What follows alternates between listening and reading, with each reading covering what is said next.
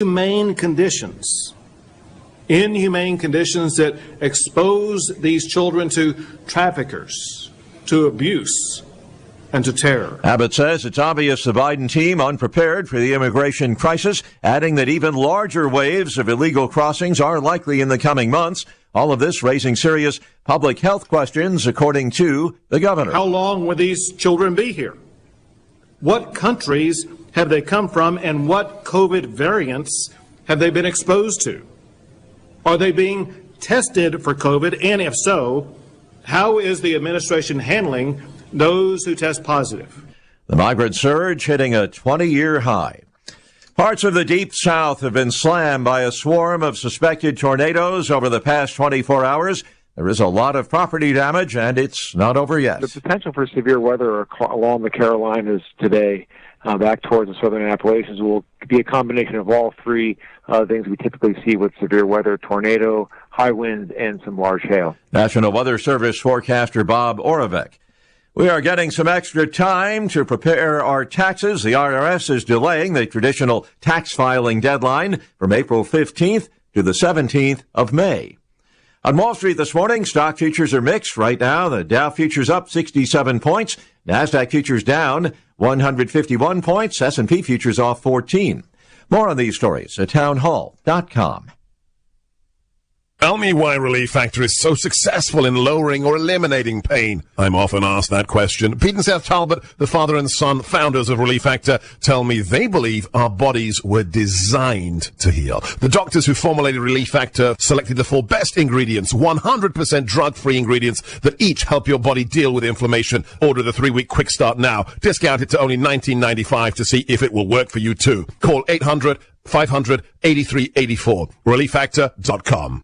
I'm Shannon Bream from Fox News Channel, and I'm so excited to tell you about my new book, The Women of the Bible Speak, available for pre-order today. The women in these stories are powerful. They are called upon to have courage in the face of big, intimidating obstacles, and they're dealing with challenges that feel so relevant to 2021. The lessons you'll learn in this book and through the stories of these brave and bold women of faith will provide inspiration and hope for our current day. Go to foxnews.com/books to pre-order your copy today.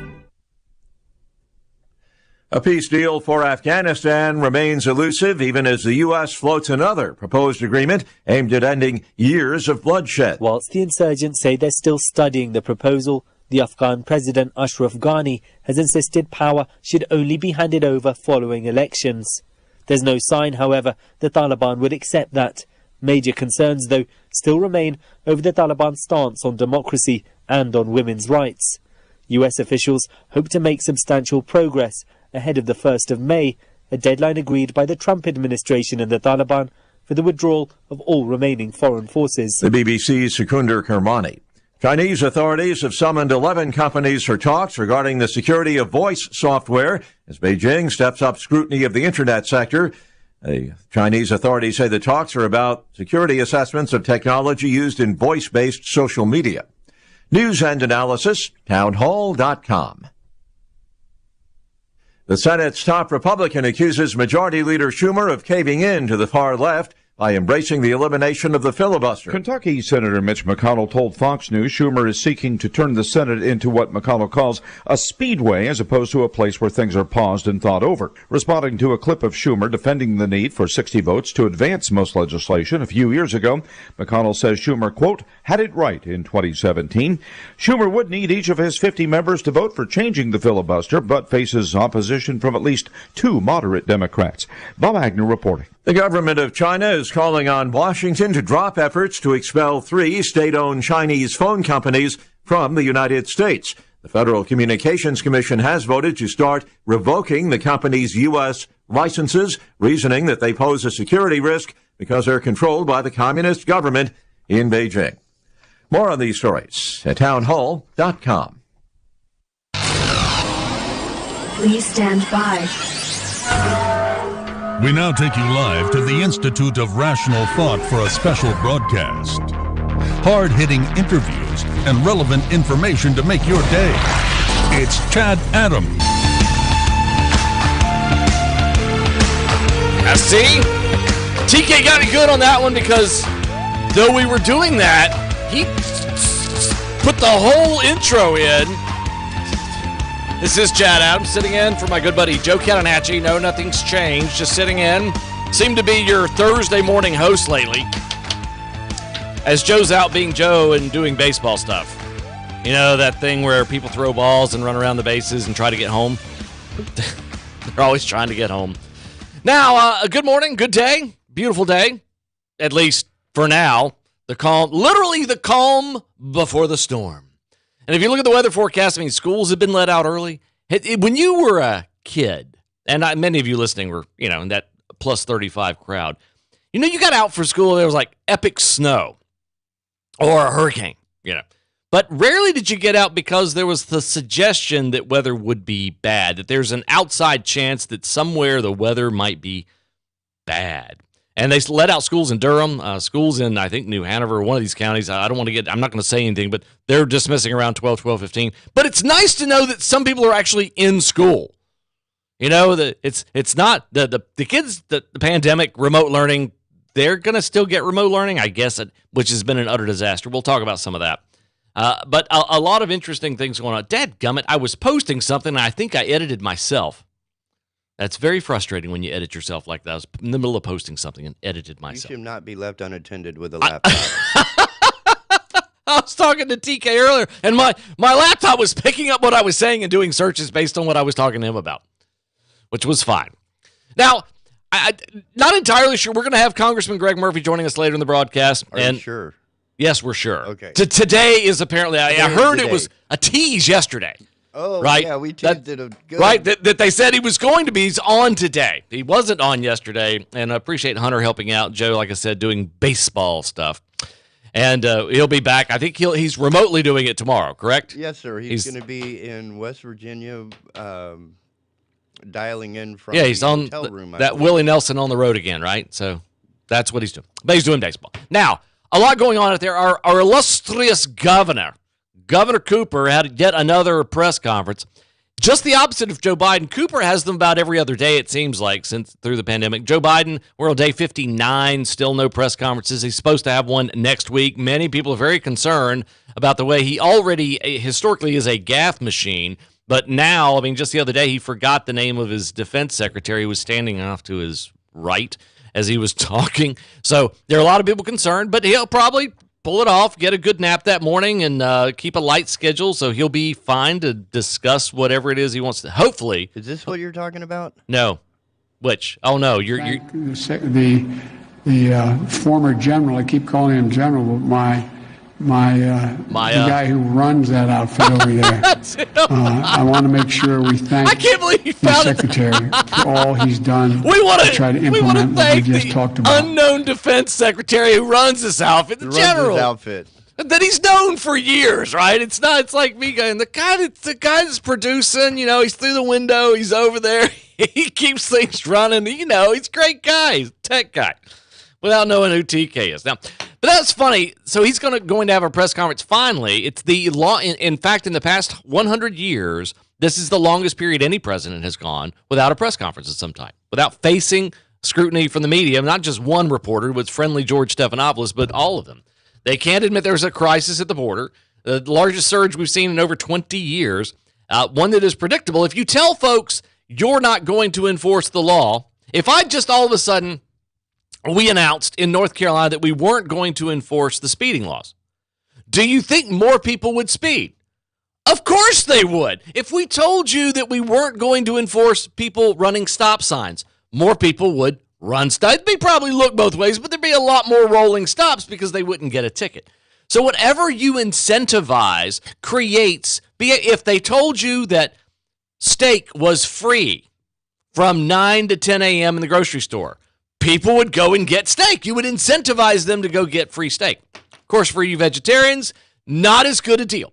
But, so when Biden says we're not going to enforce the border laws, we're not going to, send you back, we're going to stop deportations, in countries that hear that, words mean things, especially when they're said by the President of the United States. And when they say that, then in Guatemala and Honduras and El Salvador and every other country, Mexico and all points south, they start coming in droves. They mass on the border, and they're going to come across because El Presidente está un amigo, and he's going to let them across in a friendly way. And that is what has created the crisis. Record number of kids, and they're in these detention facilities. They're at 700% capacity. It's horrific. It was created. This is a completely predictable and self-created problem that this administration created. Yeah, and the drug deal, yes, narcos. The drug lords love it. They love this. This is one of the greatest things ever for them. Got it. There's no Escobar now, though. Now, switching gears, back to our illustrious governor, Governor Cooper. Governor Cooper's been holding these daily press conferences, it seems like, for about the past year. Now, over the course of time, he has issued lockdowns. Now we're seeing we have the benefit of history to look back and say, did the lockdowns work? There's no evidence they did. More and more of the science and data say they didn't. If you look at Florida, Texas, and you look at New York and California, there's no distinction really in the lockdown mentality except the erosion of jobs. From a contagion standpoint, not really any big differences. But from a job standpoint, unemployment is about twice as high in New York and California and states that have severe lockdowns. Our governor tried to split the difference, but he had a lot of lockdowns. We have one of the least, if you look at the states, and I'll get into this in a minute, one of the lowest percentages of students in schools in the nation right now, especially because the governor had said, well, we're going to have A, B, C. We're going to, A, you can have schools, B, you can kind of have them in, and C, you don't have to have them in at all. Those were his orders, his mandates, bypassing the Department of Public Instruction, bypassing the State Board of Education, bypassing local superintendents and 115 LEAs in all charter schools, bypassing all of the local school boards, bypassing the legislature, bypassing any input from any other. It was a dictatorial thing that he's done. It's very much kind of this kiss the ring of the king mentality. So, we had a massive uprising of 250 years ago to reject this kind of leadership, and now we're accepting it under the auspices that a pandemic is necessary for the king to act, creates the conditions. I want to give WWAY credit in a second, but let's first say over the past 6 or 7 months, with all of these mandates, all of these executive orders, acting alone, thinking, and we have to trust him. Now, the folks of New York trusted their governor, and he took sick folks and he shoved them in rest homes where the most vulnerable people in society were, and it led to the deaths of thousands of people. That's what happens when you have no oversight and nobody else calling the shots. Our governor did a lot of this. So when you ask the question, and here's the question that has, I've been putting it out there. My buddy Pete Callender has mentioned it on his show. It's a statewide thing now. The simple question that our governor will not answer, that Democrats shake in their boots and are afraid to surrender power. Democrats and the progressive left in this state absolutely will not hold their governor accountable in any sizable way for the following question. Governor, what are the conditions that need to exist for you to remove the mandates? It's a simple question. WWAY, and it's been asked before. Our governor ignores it. He says, well, we're following the science and data. What science are you following? What data are you using? Tell us the conditions, because here's what happens. By not answering that question, this governor can arbitrarily keep the executive dictatorial mandates in place in various parts of the state at any time. In fact, with the new law, the negotiated school law, he can still close down any local education administration, any school system at will, if he so determines that he should. It's a simple question. If you say what the rules are, if this, it's by the way, I'll give you a vivid example of how this works right now here in this state. And it's happening today. So the weather forecasters look at the incoming cold front that's coming through the area, and they're looking at the times, the projections, the speed, the conditions, and they issue level 1, 2, 3, 4 storm threats. They're not arbitrary and capricious. They're based on the data. So if the likelihood is that storms will exist in a given geographic area, that's a level 2 or a level 3. Right now, in our area, we have a level 4 storm risk later in the day. Measurable data. They're telling us the conditions that could exist for this to occur. They don't change that data and just arbitrarily say, well, no, they use the data. Our governor will not disclose the metrics, the way in which he's measuring things, that he and Mandy Cohen are measuring things, to let things go. And the problem with that is it means they can continually arbitrarily change things. They can continually not tell you what it would take to open up this state. And that's not the way the system is designed to work, with no oversight, with no bipartisanship, no attempt to get any other opinion, and will not disclose to the public what he's using to make these decisions. When you come up with 30% or 50%, several of the mandates that he's kind of acquiesced on are because he's one step ahead of the lawsuits. He lost the lawsuit with the churches, so he had to acquiesce. He's losing the lawsuit to the bar, so he had to acquiesce. So he's one step ahead of a judge saying, what you've done is wrong. And that's the problem with this particular governor. He has really no vision. He has no accomplishments other than dealing with a pandemic. Remember, he got elected over House Bill 2, which was the transgender bathroom issue. That was how he got elected. He's never signed and hasn't signed a budget the entire time he's been in office. You have to wonder, what's he spend all his time doing? Goes to ribbon cuttings, but he has no real legislative agenda. He did get a bill with the legislature that kind of forced his hands to open schools, that his Democrats that kissed the ring, one of them took a walk when they were going to override the veto, who had voted for the bill and then left the legislature so he wouldn't have to be accounted for to override the veto. And another changed his vote to support the governor in keeping the schools closed down because, and I quote, he's a Democrat and he called me, so I had to vote with him. That's the distinction. It isn't about the kids. It isn't about the schools. It isn't about the parents. It's about the governor's a Democrat and he called me. These are the kind of things that we need to confront. Now, back to WWAY. Our media partner in the press conference did put the question out there for the governor, who refused to answer it. He will not answer the question of metrics. More and more people are asking, and it's going to, as the media is a little embarrassed about it because they're not getting that answer.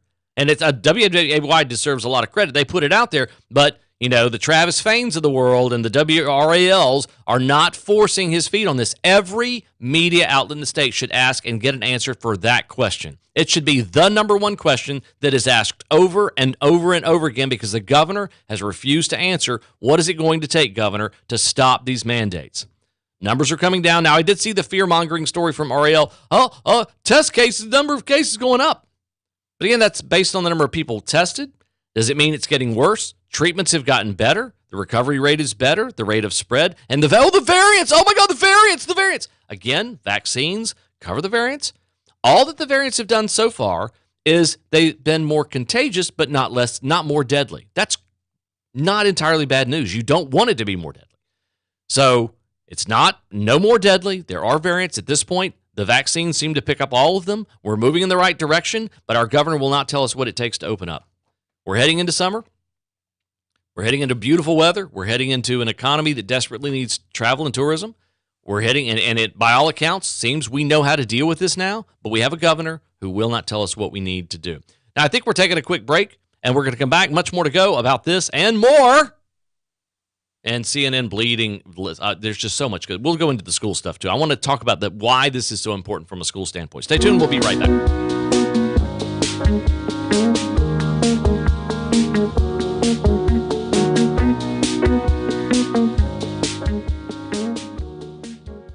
What got me into the recovery business is a result of drug addiction with one of my sons. Anyone that has had a similar experience knows the pain involved and the many sleepless nights, the shame, the guilt, and the anger. After spending about a year and a half at a local halfway house, my son and I decided to see if we could offer help to those suffering from addiction.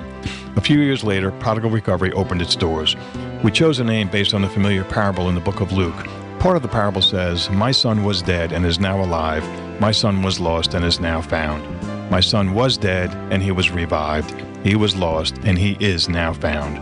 Prodigal Recovery is a 12-bed home located about a half-mile west of the Cape Fear Hospital, right off of Wrightsville Avenue. It's a 7-bedroom home, large entertainment room with billiards and more, covered outdoor area, and a gym. We believe fun and entertainment are important, and so is structured living. We offer that as well. You can reach Prodigal Recovery at 338-3795 or visit prodigalrecovery.org. Tune in on Friday mornings to hear The Construction Connection, a collaborative effort between Joe Catenacci with the Big Talker FM and Cameron Moore, the executive officer of the Wilmington Cape Fear Home Builders Association. You start the conversation and we bring you the answers as we take a regional, in-depth look at growth-related topics and issues centered around the residential and commercial development and building industry. The Construction Connection, Friday mornings on the Big Talker FM. Dana Lash. We have elected officials that work for us.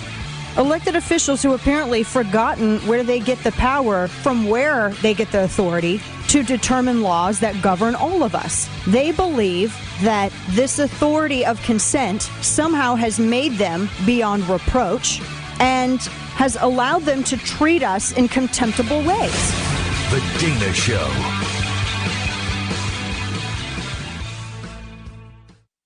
I'm Rob Renz, Marine Corps veteran, entrepreneur, and local business owner. Join me and my buddies on Monday from 6 to 7 for Signal Fire Radio, where we discuss how to successfully transition from the military and become a signal fire in your community. That's Signal Fire Radio, Mondays from 6 to 7 p.m. on 106.7 The Big Talk.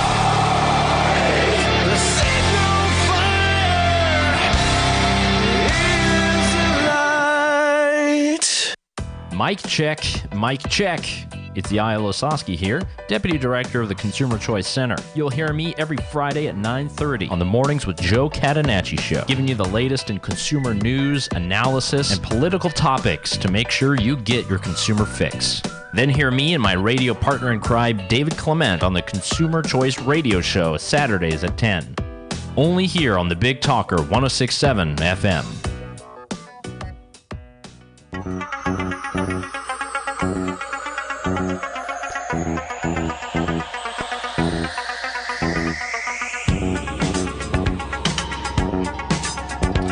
Just having so much fun. Chad Adams here, sitting in for Joe Catenacci. He's off in Virginia or West Virginia, one of the Virginias. It's not Governor Blackface State. He just got on a bus. Oh, he's on a bus. It's where Joe needs to be. Special jacket on a bus, on a way to a special institution. Hopefully he didn't hear me say that. I have a feeling I'm going to get a text on my phone here in just a moment. By the way, if you want to get in on the conversation, it's 299-7935. Of course, the area code 7535. 7535. You know, if I only could write, you know, I got so reliant on typing, so I need to correct that on my own. It's funny. That would be area code 910-299-7535 to reach Mr. Chad Adams here on the morning show. Yippee-ki-yay. So, yeah, people make fun of the way I write my sevens, because I do the 7 where you make it look like a 7, you put the line through it. I don't know where that comes from. I know it came from my dad somehow, because that's how he made 7. So for some reason, I do it. 7535. 299-7535. 7535. Now, over at City Journal, which they do some good articles. We'll get into, by the way, later we will get into the CNN fiasco, and I'm not going to go attack Brian Stelter and Don Lemon and those guys. It's just an overall view of what's happening at CNN and about what's happening with our national media, and it's not good. Now, as much as we can say, you know, we don't trust them, we don't like them, and they screw up, they have, and their Trump delusion has really undermined what we trust in media, and that's the real shame. It's become such a bifurcated system now that people are choosing their media because their media and the overarching slant has become so bad that it's very difficult for us to have salient conversations about big issues anymore, because it's about what I want to believe and what I believe rather than any kind of fact-supporting realities. It's becoming more untethered every day, a society just untethered from facts and reality, and it's this virtue signal culture war, cancel culture, blah blah blah blah, gobbledygook. Now, I want to get into. I don't know that I'll be able to cover it all through this particular segment, but I do want we get through some of it, and it's about what's going on in schools and the shutdowns. Though COVID-related restrictions are easing across the country, fewer than half of America's students are back in school full time. A look at the national map shows that the most populous state, California, is also the most locked down, while the third most populous, Florida, is almost completely back to normal. In October of 2020, Brown University reported that politics and teachers' union strength best explain how school boards approached reopening. In a September 2020 study, researchers Corey DeAngelis and Christos Magritis found that school districts in places with strong teachers' unions were much less likely to offer full-time in-person instruction. So get that. Teachers' unions less likely to want teachers in classrooms. Meaning, teachers' unions don't really care about your kids. The North Carolina Association of Educators has wielded tremendous strength. They don't want to be called the teachers' unions, but you pay dues to be a member of it. And the vast majority of teachers aren't necessarily in that union. They're subjected to the political whims of it when they go around and twist people's arms. They completely own and operate Governor Cooper. He is their wind-up doll. And whatever they say, he does. And yet, he never has given them a raise as governor. Never signed a single budget that gave him a raise. In the early days of the lockdowns, medical experts... In fact, we're going to take a break here in another 3 minutes. So I'm going to get to some of this, but probably on the other side of the break, much of it. In the early days of the lockdowns, medical experts were mixed on reopening schools, but a solid consensus, science and data, now exist in favor of doing so. Last month, the CDC urged the nation's elementary and secondary schools to admit students for in-person instruction as soon as possible. It took our governor a lot longer to come to that conclusion. Around the same time, the New York Times asked 175 pediatric disease experts, them there doctors dealing with children, if it was safe enough to open school. The experts, mostly pediatricians focusing on public health, largely agreed it was safe enough for schools to be open to elementary students for full-time in-person instruction. Some said that this was true even in communities where COVID-19 was widespread. Reopening does not lead to increased cases in community, and closing classrooms closing classrooms should be a last resort, according to the March 11th analysis of more than 130 studies. The science is also clear that remote learning has been a disaster for kids. A disaster for kids. A study by Fair Health, a company that possesses the nation's largest collection of private healthcare claims data, reveals that young people are suffering, and they're suffering badly. Comparing August of 2019 to August of 2020, 334% increase in intentional self-harm claims in the Northeast for 13 to 18-year-olds. Drug overdoses more than doubled from April of 2019 to April of 2020. Now remember, April of 2020 was just the beginning of the pandemic. For the same age, from spring 2020 to November of 2020, so right when we were getting into the full swing of things, obsessive-compulsive disorder and tic disorders increased for 6 to 12-year-olds. Additionally, mental health problems account for a growing proportion of children visits to emergency rooms in hospitals across the country. In November, the CDC noted that from March 2020 to October 2020, increased 31% for 12 to 17-year-olds, 24% for children age 5 to 11, compared with the same period the previous year. Attention, Governor Cooper. That's what removing kids from socializing with other kids does to them. You put them in isolation. You make them afraid of the world. You drive and pound in fear every day. This is what you do to kids. Not all health problems like this are temporary. Keeping kids away from schools shorten their lifespan, according to the Journal of the American Medical Association. Beyond the health consequences, school closures also have serious economic ramifications. In September 2020, economists Joe Catenacci and Ludger Wozman found that accrued lockdown-related learning losses will amount to, get this. Now, remember, we're all upset about a $1.9 trillion bill, basically, that the Democrats shoved through with not a single Republican vote? Accrued lockdown-related learning losses should amount to $14.2 trillion in lost economic activity. Those losses have grown in the ensuing 6 months.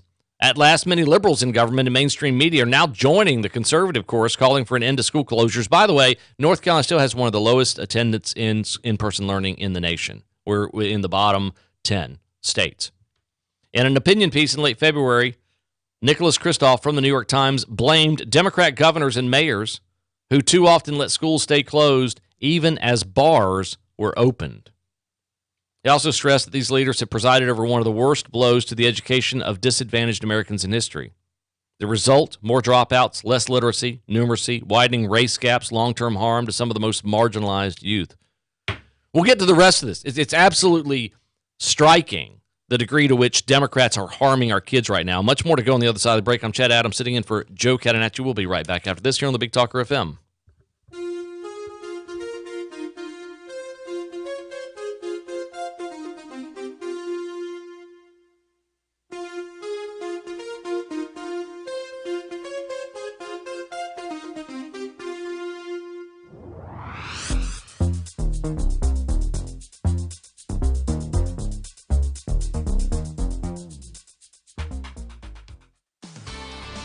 Hello, I'm Jeff Rivenbark with WWAY News. A white gunman has been charged with attacking 3 Atlanta area massage parlors Tuesday night, in which 8 people were killed, most of them Asian women. Authorities say 21-year-old Robert Aaron Long told police the attack was not racially motivated. He claims he targeted the spas because of a sex addiction. 6 of the 7 slain women were identified as Asian. The prospect of more tornadoes last night and today across the Deep South has forecasters advising residents to take extra precautions after a wave of storms pounded the region throughout the day yesterday, leaving a trail of splintered trees and damaged buildings. The Weather Service says roughly 16 million people in the southeast could see powerful storms today. Storm damage has been reported in Alabama, Mississippi, and Texas. The threat of severe weather is prompting local school districts to send students home early today in the Cape Fear. It will be a remote learning day for Bladen County schools. Pender County schools will dismiss students between 11:30 and 12:30.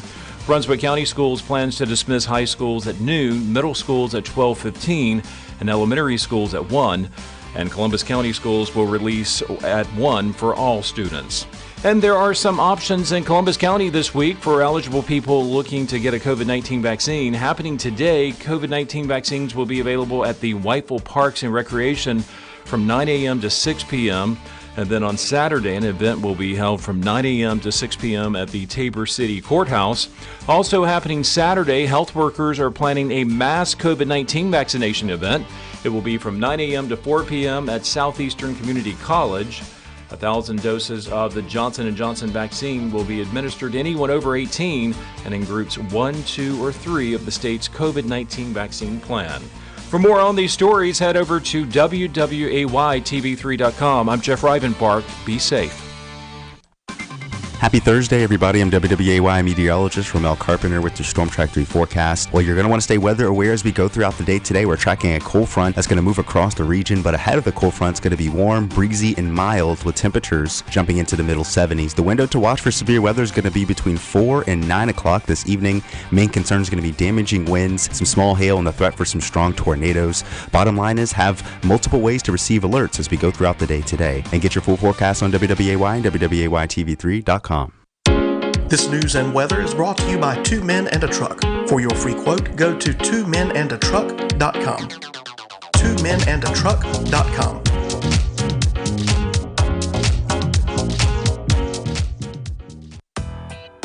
Hey, I'm Yael Osowski. And I'm David Clement. We're the host of Consumer Choice Radio, broadcasting every Saturday at 10 a.m. here on the Big Talker 106.7 FM. Consumer Choice Radio is a weekly conversation featuring the latest news, interviews, and expert analysis that covers consumer topics from around the world. ConsumerChoiceRadio.com.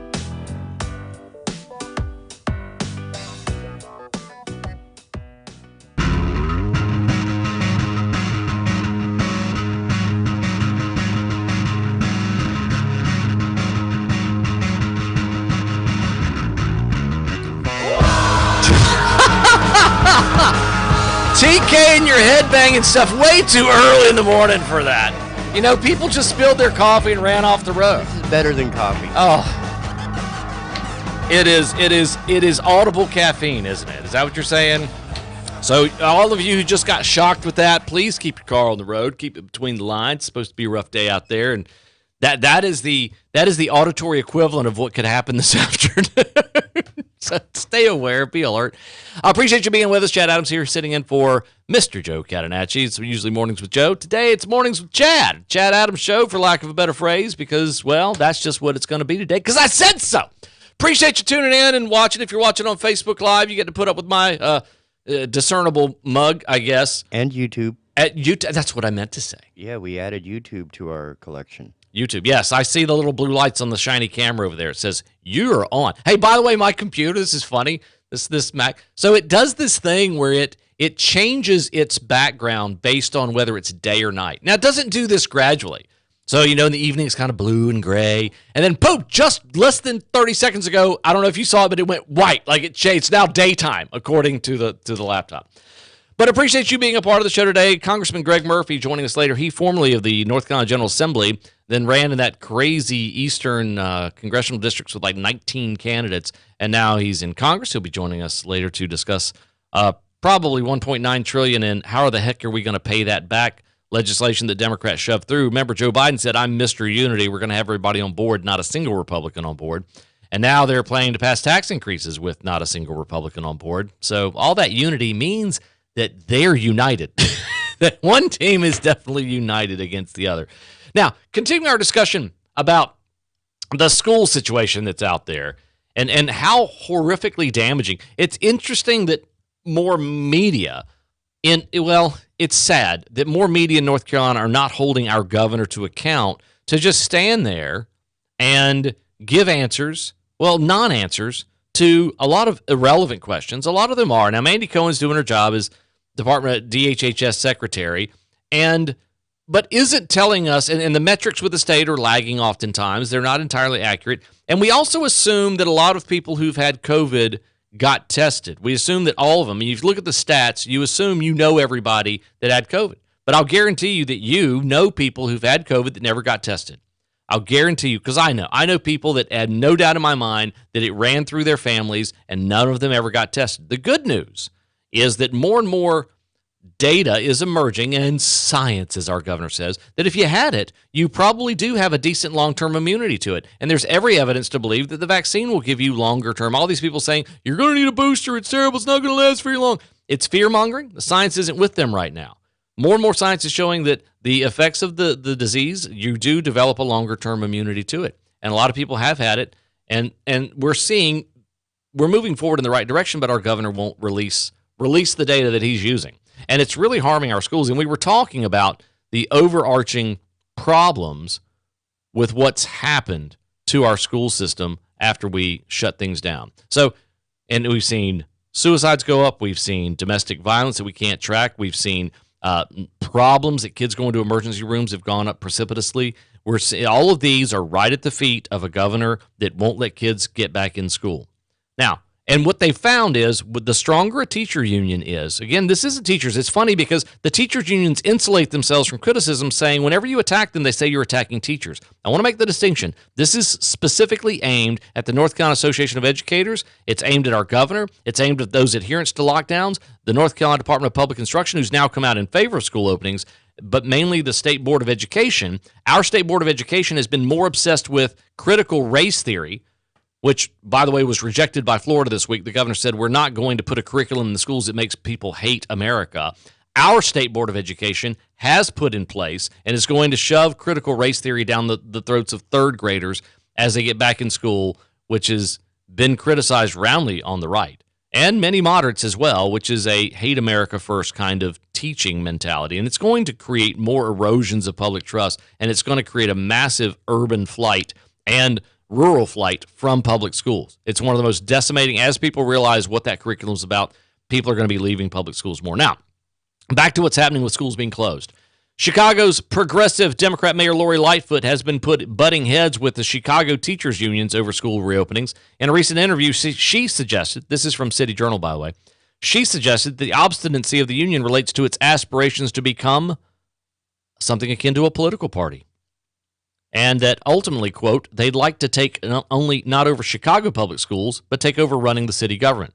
In San Francisco, where unicorns outnumber Republicans, the city sued the school district over its refusal to open. The lawsuit, filed in February, claims that the number of suicidal children in San Francisco has hit a record high, and health experts say it is clear that keeping public schools closed is catalyzing a mental health crisis among the school-age children. Teachers' unions insist that more cash is needed. By the way, stopping in the article here, there are billions of dollars that have been allocated to K-12 public education at a time when the buildings are closed and the teachers are not in session. Billions to put remote wireless Wi-Fi systems on school buses as they drive through neighborhoods, to deliver meals, to use our school buses to deliver meals all across the state, and more.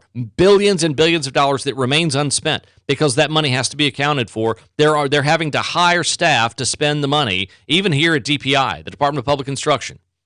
They have to hire people to allocate and spend the money. And there's billions more on the way. So teachers unions, and as we've told you, or as I've told you as a former host, and Joe's mentioned, sure, you can never give enough money to satisfy the teachers unions. It is the Pac-Man of groups out there. They will never be satisfied. They will never get enough. They're the greediest, most obstinate, narcissistic group out there just about.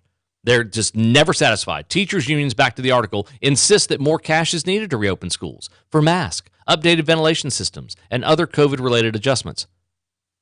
But most private schools have been operating safely already without the benefit of budget windfalls. As policy analyst Inez Stepman writes, only 5% of private schools across this country started all virtual this fall, and they've done it with fewer resources, not more. In other words, just the opposite of what the unions claim. Again, the unions don't care about your kids. I'm not sure what they care about other than themselves, but it isn't the teachers, because what they're demanding isn't necessary to make it's just a reluctance to go back to work. Not only is average private school tuition substantially lower than average public school per pupil funding, about $11,000 versus public schools $14,000, they've received only a tiny fraction of the federal and state aid that has been available to public schools. Money's not the issue. California spends far more per student than Florida, yet Florida's wide open, California is not. Parents of all political stripes have reached the end of their rope. Open Schools California and Reopen California Schools have thousands of members statewide. They've called for campuses to reopen, more transparency from school districts, and a seat at the table to discuss reopening plans. Philadelphia area parents, also not a bastion of Republicanism or conservative ideology. Philadelphia area parents are so frustrated with remote learning that they're running for office, suing, relocating, retreating to private schools. Public schools in 33 states have lost 500,000 students in a one-year period, according to the Associated Press Chalkbeat analysis in December. Data released in February show that California's K-12 public school enrollments have dropped by a record 155,000 students. Nationally, millions have withdrawn from public schools entirely. It's no surprise that private schools are picking up the slack. A survey of 160 independent schools found that 121 are full-time face-to-face learning. The remaining 39 are on a hybrid schedule that includes face-to-face learning time. That was Education Week disclosed in November that the number of homeschooled kids nationwide has more than tripled from 3% to 10%. It may be even higher now. So in other words, given the option, parents are finally realizing that the teachers' unions are failing our kids, failing our state, failing everywhere, and Democrats' adherence to them are failing our kids, failing our state, and failing our future. And the parents are walking into charter schools if they can. Charter schools are limited in the amount of growth they can have, but they're up against their maximum. Homeschooling's growing. Private schools are growing because how is it that private schools can educate your kids for cheaper? The Educational Freedom Institute reports that 29 states have active legislation devoted to funding students instead of school systems.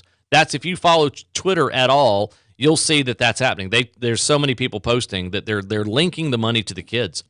And that is the North Carolina Association of Educators hates that. They want the money attached to the system because they know if the kids leave the system, they want all the money. Even with charter schools do not get capital funding. One of the biggest myths out there is that charter schools get all this money. They get the continuing money for the kid. They get zero for buildings. They get zero for capital. They get zero for buses. They don't get any of that money. That stays in the local school system, coming from the state, or coming from the local government, rather. They don't get any of that money. So charter schools are educating kids with no capital money included. They have to get their own buildings with the money they just get for continuing education. So they get less money than your public schools get and are doing a darn good job creating. And this is what charter schools should be looked at. They should be looked at as competition. But the North Carolina Association of Educators doesn't care. They hate competition. They want to end charter schools. The adherents to the North Carolina Association of Educators, they want a union. They want all of your kids. They want to shove critical race theory down their throats. They think those kids are theirs, not yours. But parents being given the choice are walking away. The Educational Freedom Institute, back to the reports that 29 states have active legislation to let the funds follow the kids, while red states with weaker teacher unions are overrepresented on the list. Blue states are present too. Massachusetts, Oregon, Minnesota, Maryland, Washington all have educational savings account legislation in the hopper. Connecticut lawmakers are considering a tax credit scholarship proposal.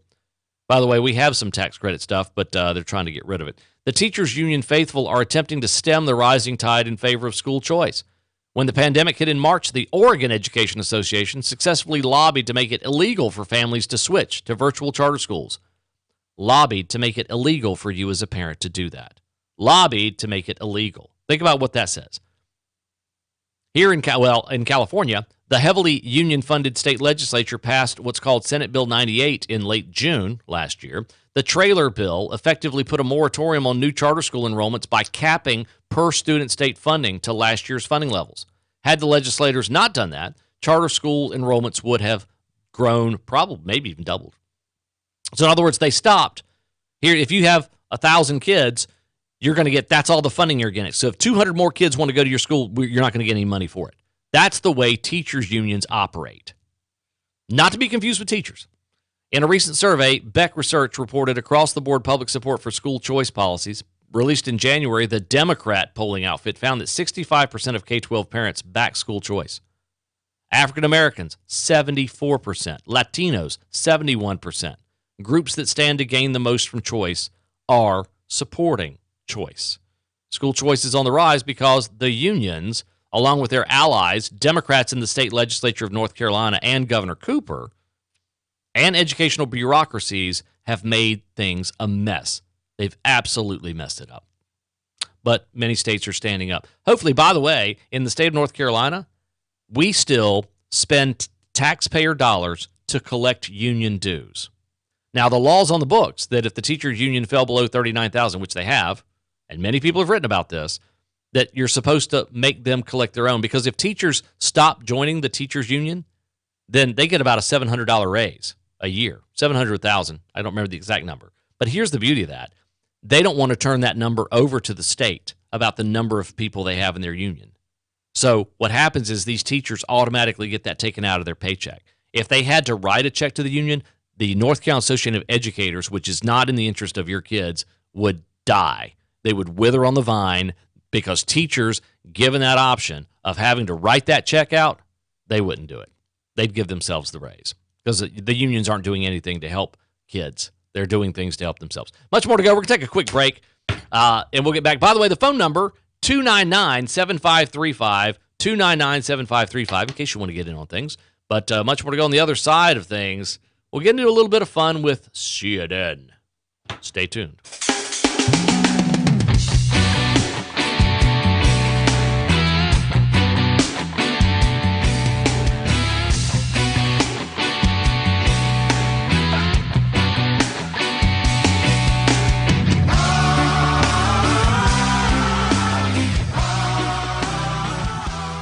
All right, you've tried it all. It's not getting better. You don't sleep well, which makes you irritable, on edge all day.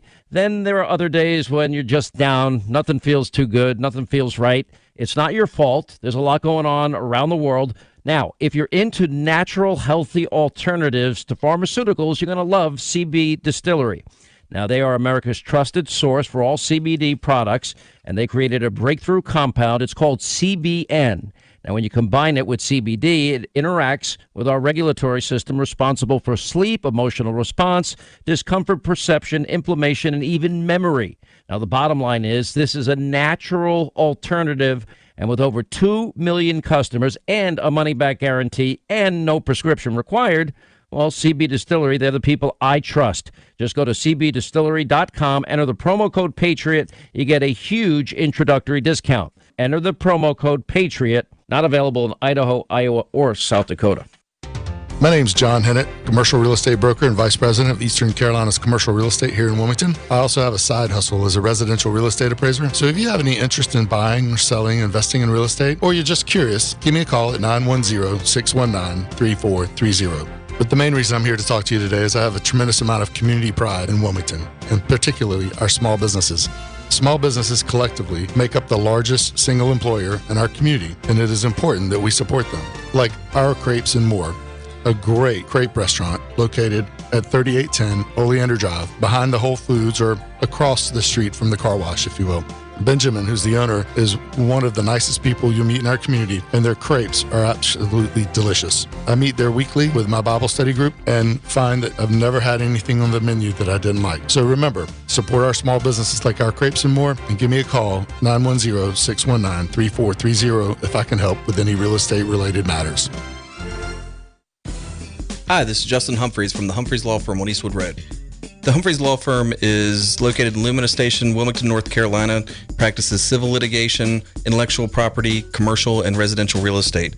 Please give us a call at 910-332-0721 or visit us on our website, which is www.humphreysfirm.law. You can also listen to me every Thursday from 6 to 7 p.m. on the Big Talker 106.7 FM.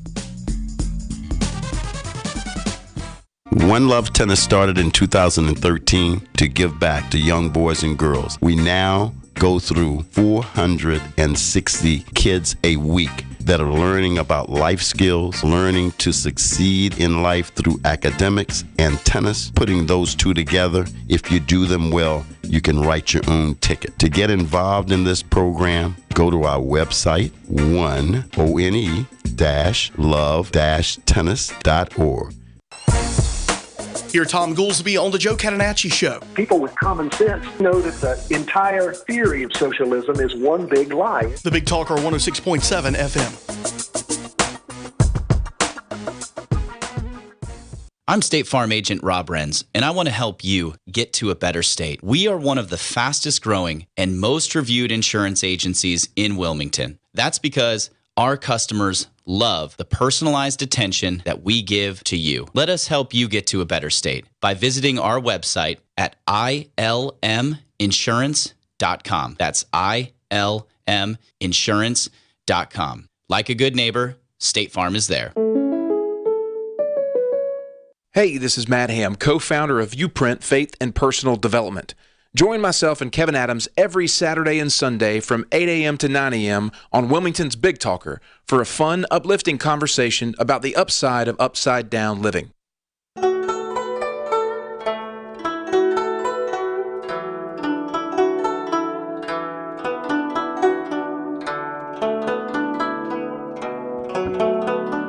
going to have to get you some, I've got something on that note in the break, okay? Since we're somehow going in an Asian direction now. Anyway. Oh, we'd probably get... I know, and this is bad. On the heels of the ATL attack, that's what you choose. Really? As the political left is claiming, it's all about race. It's weird. The attack in Atlanta, as horrific as it was not related to race. The cops got the guy, thank goodness. And in all of the discussions, race never came up. But that didn't stop Vice President Harris. It hasn't stopped multiple people on the left. And now there's this whole woke mentality about Asian Americans being attacked because the guy who did it happened to be white. And that's in all the Washington Times story, which we'll get to later, is it was a white guy who attacked these Asian massage parlors. And so therefore it's a race-based attack. Not that a lot of massage parlors just happen to be Asian and this guy had an affliction. This is just a mess. People, they have to, it's weird. They can't accept that bad people do bad things. Bad people of all races, bad people of all colors, stripes, preferences. There's bad people that do bad things. It doesn't mean because of the color or preference of a victim and the color preference of an attacker that it's predicated on that being the difference. There's no indication that this was a hate crime, although all crimes are hate-based as far as I'm concerned. It used to amaze me if two people get in a fight and one kills the other one, the person is no less dead whether it's race or not. It's a crime. You killed somebody unless you're defending your home. And even then, you're defending your home. Someone breaks into your house. The race of the person breaking into your house and you're defending your turf shouldn't matter. They're breaking into your castle, your home. Now, but back to the music because see, TK's trying to trigger me here. He's trying to set me. I was just paying homage. It's a wonderful tune that's written for the fishermen when they leave the village at dusk to go fishing. What in the world possessed you at dark 30? You went from being slightly keyed up to you're as mellow. It's like you're ready to just chill for a while. Well, you seem to have had an over-the-top reaction to the last track, so I thought if he's not happy with the hard stuff, let me give him something a little softer. Okay. Fair enough. Fair enough. Now, I'm coming up with Yanni and John Tesh next, okay? No, well, maybe. But I have one along those lines. Rashad, I'll get it to you. We'll have fun. We'll have fun with the next one coming up. Hey, it's from Westworld. It's great stuff. And you'll like it because it's a Rolling Stones cover. It's a really cool Rolling Stones cover. We'll talk about it in the break. Now, a lot going on out there, and you know, I do want to get to much more of this. While we were in the break, by the way, if you want to call, it's 299-7535. Some people prefer to communicate in other ways, so I got a text in the break from someone, and no, I'm not giving that number out in the air, but one of the supporters of the station here said, hey, Chad, you're not going to believe this. And, of course, I had to go out on Twitter and put it up there right away. And this is just when we're talking about unions. So Breaking 911, which does these great news shows, kind of like AP and stuff like that. The United Autos Workers Union, yet another union that, and look, I've always said unions had a purpose back when there were, child labor problems and these horrific factories. But by and large, they're now just political instruments that lead to a great deal of corruption and problems. They don't serve a useful purpose except to drive up prices, limit freedom, limit competition, and make things more expensive and less accessible. They don't do a lot. I mean, the left still loves them because it's a political constituency. But it is ironic that the people building the Keystone Pipeline got handed their butts when Joe Biden got elected and put them all out of work. There were many union jobs, about 12,000 that were canned because Joe Biden, as if the oil still isn't going to come from Canada across train and car. But I'm getting distracted because that's what I like to do. 911. The United Autos Workers Union has informed the workers that Ford plans to move a major project worth $900 million from Ohio to its plant in Mexico. Now, do you think it's just coincidence that manufacturing has been returning to this country? We were told 10 years ago. Oh, we have a caller? Okay, well, shoot. Throw the caller in there. We'll see. Welcome, caller. How are you today? Hey, good morning, Chad. I've been enjoying your show. A lot of what you've been talking about has been written recently by a man by the name of Douglas Murray. And one of his books was The Strange Death of Europe, and the one most current is it's about how ethnicity, race, trans, all this stuff has become so mainstream and so politicized. It's crazy. It's a one mass derangement syndrome that's been put over on us by the academics. Yeah, the name of the book you're referring to is The Madness of Crowds, Gender, Race, and Identity. The Madness of Crowds, yeah. He's a brilliant guy. It last night. He's been on a number of things and a very, very brilliant guy, and you're right. It is, and he's writing about this. In fact, he's been a guest on several shows lately about this situation. Ruben, stuff like that. Yeah. Man, I appreciate that. It's good to bring to the attention of the audience, man. I appreciate you calling in. All right. Take care. Appreciate you listening. Again, the name of the book, The Madness of Crowds, Gender, Race, and Identity. He's also written several other books as well. The Strange Death of Europe, Immigration, Identity, and Islam. These type of books. He's very much an astute guy. He's kind of trying to think of a Canadian guy. I can't remember right now because my brain's in a different direction. No, he's British. Yeah, no, he's British, but there's another guy he reminds me of, Jordan Peterson from Canada. Both brilliant guys. Appreciate the phone call. Thank you. In fact, what we're going to do now, thank you. We're going to take a break because we're at the top of the hour, so we'll take this break. When we come back, I do want to get to this, the union. So the union basically is shipping jobs now back to Mexico after 4 years. We were told for the past 20 years that manufacturing was not going to come back. There was a massive resurgence of manufacturing over the past 4 years because policies changed, made it easier to keep jobs here. Now, with the new administration kind of taking a step back and pushing manufacturing out, making it less competitive, making America second best at best, and that is problematic. So much more to discuss on the other side of the break. Again, the phone number is 299-7535, 299-7535. We'll be back right after this here on the Big Talk Radio.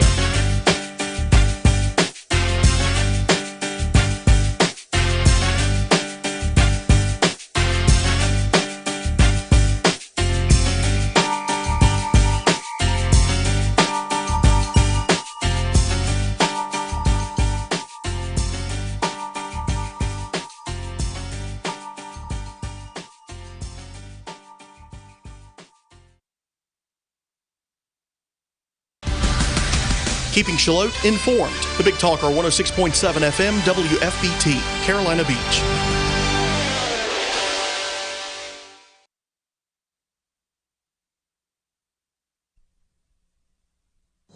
News this hour from townhall.com. I'm Rich Thomason. His state is among those on the front lines of the growing crisis on the southwest border. Texas Governor Greg Abbott saying the overwhelming flood of illegal border crossings is a direct result of President Biden's reckless open border policies that are causing a surge in border crossings and cartel activity. And that are enticing thousands of unaccompanied children to make the dangerous trek north, crossing into the U.S. Abbott says those youngsters find themselves in inhumane conditions, victimized by human traffickers, exposed to abuse and terror. And with the coronavirus still out there, Abbott says the border surge raises serious public health concerns not only for Texas, but nationwide. The number of migrants crossing the border is at the highest since March 2019 and is on pace to hit a 20-year high. He says it's clear the Biden administration was completely not prepared for the crisis. Mr. Biden's plea to the migrants, don't come over, the complete opposite of what he said during the campaign when he said, if you want to flee and you are fleeing oppression, you should come. A lot of cleanup, repair work ahead in the Deep South, the region raked by a string of suspected tornadoes over the past 24 hours, and the severe weather threat persists today for portions of eastern Georgia through the Carolinas and into extreme southeast Virginia. The biggest thing people can do is keep monitoring what the weather is. The thunderstorms can form quickly and move pretty quickly, so the severe weather threat can be on them pretty quickly. So it's important that they monitor the watches and warnings that are issued by the National Weather Service throughout the day today. And that's National Weather Service forecaster Bob Oravec. Watching Wall Street this morning, stock futures in the red. Dow futures are down 30 points. NASDAQ futures off 203 points. S&P futures 25 points lower. More on these stories at townhall.com.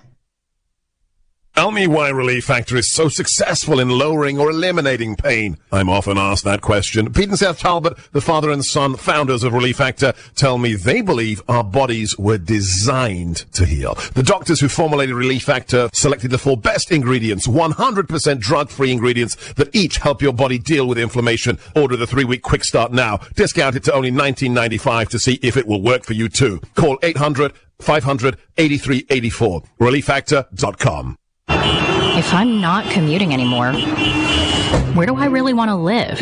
While you handle life's questions, Merrill Guided Investing helps you manage your portfolio and invest for your next move with the option to work with an advisor at a low cost and minimum. Merrill, a Bank of America company. Visit merrilledge.com/investing goals to get started today. Investing involves risk. Merrill Lynch, Pierce, Fenner & Smith Incorporated, both a registered broker-dealer and investment advisor, member SIPC. Investment products are not FDIC insured or not bank guaranteed and may lose value. As senior Biden administration officials wrap up talks in South Korea, there is no end to the speculation over what North Korea's next move could be. The BBC's Laura Bicker in Seoul. I think what we're seeing is a Pyongyang waiting to see exactly what the Biden administration plans to do. But it's also a North Korea that is in a dire economic situation. I can't emphasize this enough. The borders have been closed since last January. That's over a year now. And now trade between China and North Korea, its biggest ally, has dropped by over 90%. So there's very little getting into the country, and some harvests failed after the monsoon season. Secretary of State Blinken is pressing China to use its influence to convince North Korea to give up its nuclear program.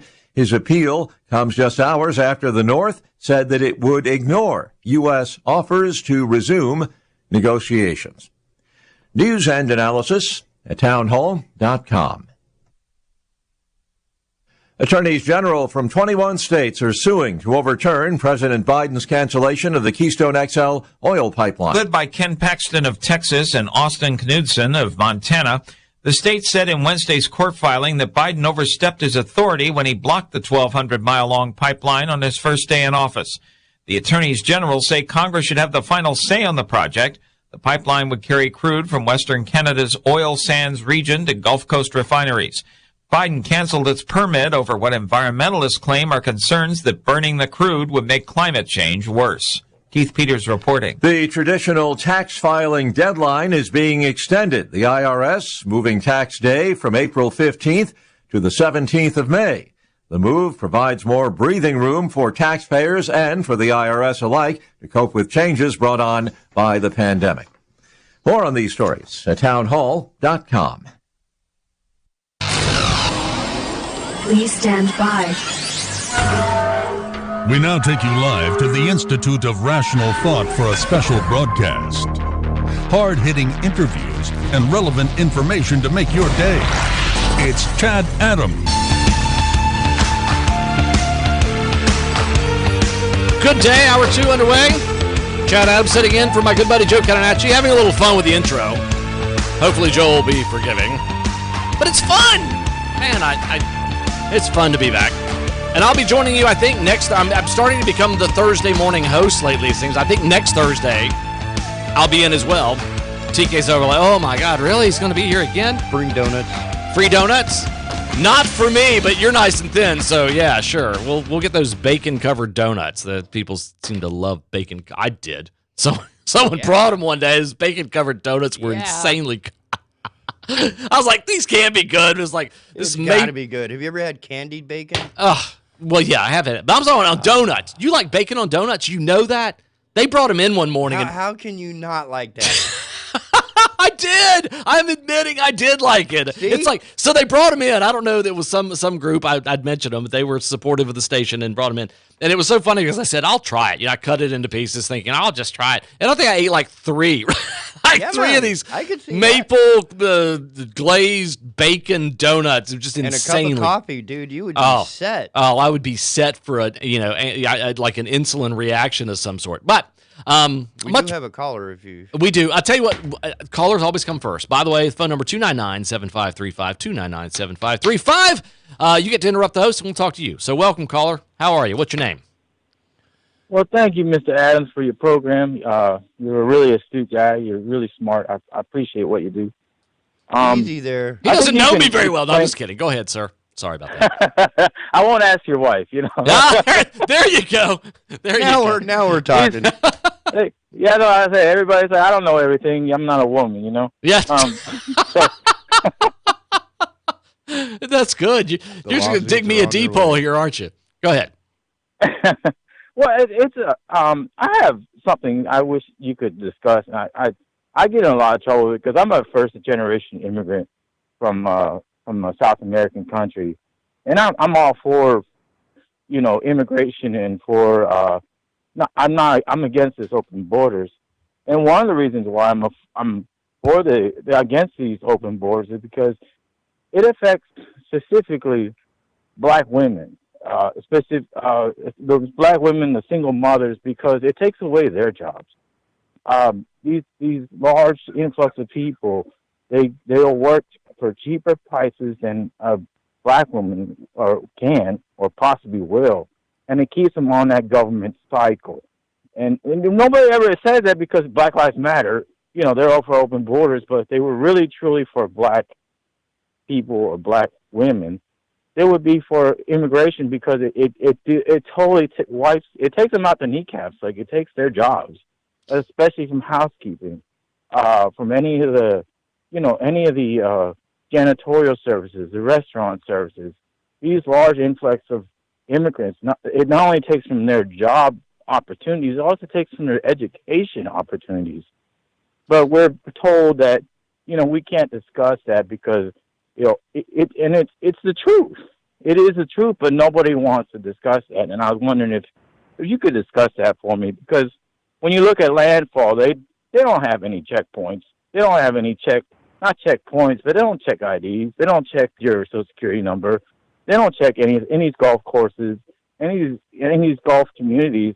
They use illegal immigration when they could go. I mean, illegal, not immigration, but illegal labor when it should be. It should be what it used to be was black females that were in that industry. Well, I'll tell you what, I appreciate the call, and you just laid out a minefield for me to walk through. So I, as the host of this program, am going to try to navigate the minefield you just set in place for me, okay? Yes, it is. It is a difficult thing, but there's nobody really discusses it. Well, no, because, we'll talk about this. Subject. I'm gonna try to address that in a way. I'm trying to be diplomatic about it. All right, because you touch on a number of things, and there is as with most discussions, there's a kernel of truth in most discussions, even the uncomfortable ones. With respect to illegal immigration, the folks that are on the market, you referred to black females, so we're going to try to take it a step further. I would say that illegal immigration, from a job standpoint, is challenging to those most on the margins. They can be single mothers of any race. They can be folks of any demographic. Okay, it does disproportionately affect folks that don't have as many opportunities for educational reasons. For maybe they had kids. We often hear that if you want to avoid poverty, finish your education, don't get pregnant early on, wait till you're in a stable relationship. There's several things you can do that'll 80% assure that you won't have a poverty situation on your hands. But you're right. The degree to which people they come across here because there are so many benefits. They can get jobs. The jobs pay better here. Even the worst jobs here pay better than they do in Guatemala, El Salvador, Honduras, and these places. So they come here for that opportunity, but they don't. If you're not abiding by the laws to get here, then you're not necessarily going to care about the rest of the laws of a country. If you don't have a respect for the way to get here legally, and we do offer opportunities for people to get here legally. We have visa programs. A lot of the agricultural community decades ago, would hire many illegals. They didn't check that, but now you can come. People pay. They pay for housing. They get workers here, and those workers go home seasonally.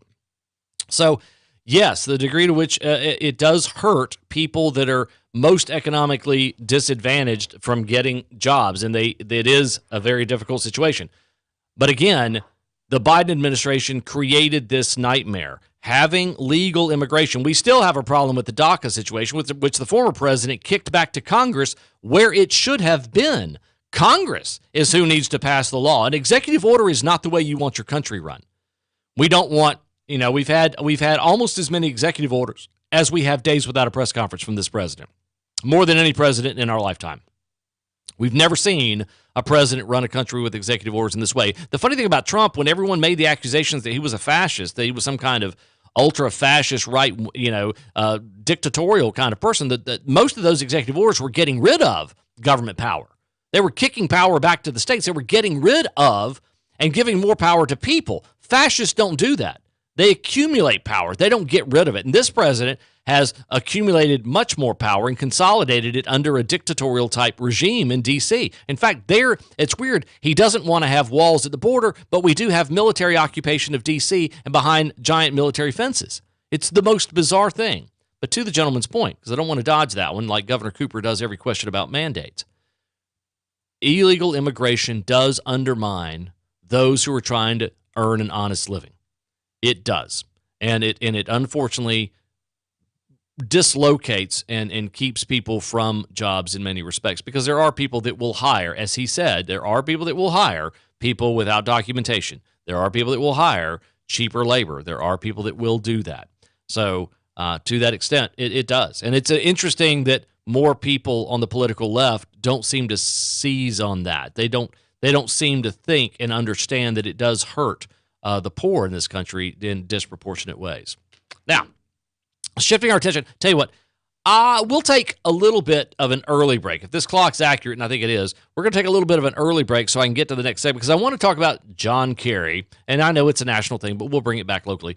Want to talk about that, and also we're going to mention a little bit about Oak Island. I'm not going to get into great detail about Oak Island because it will be a topic that's going to come up on this show more and more because of the beach sand. All of you down there after the hurricane, beach sand displacement, the city's wrestling with how you make people pay, and there's been some good coverage down there on that with bloggers that are doing a really good job of covering the degree to which the taxpayers are going to get whacked for this. There is no free lunch. There is no free sand. All that sand you see moving comes at a cost, and it looks like the owners are going to get hit. And we'll talk a little bit about that as well. Much more to go here on Joe Mornings with Joe. Your guest host, Chad Adams. We'll be right back.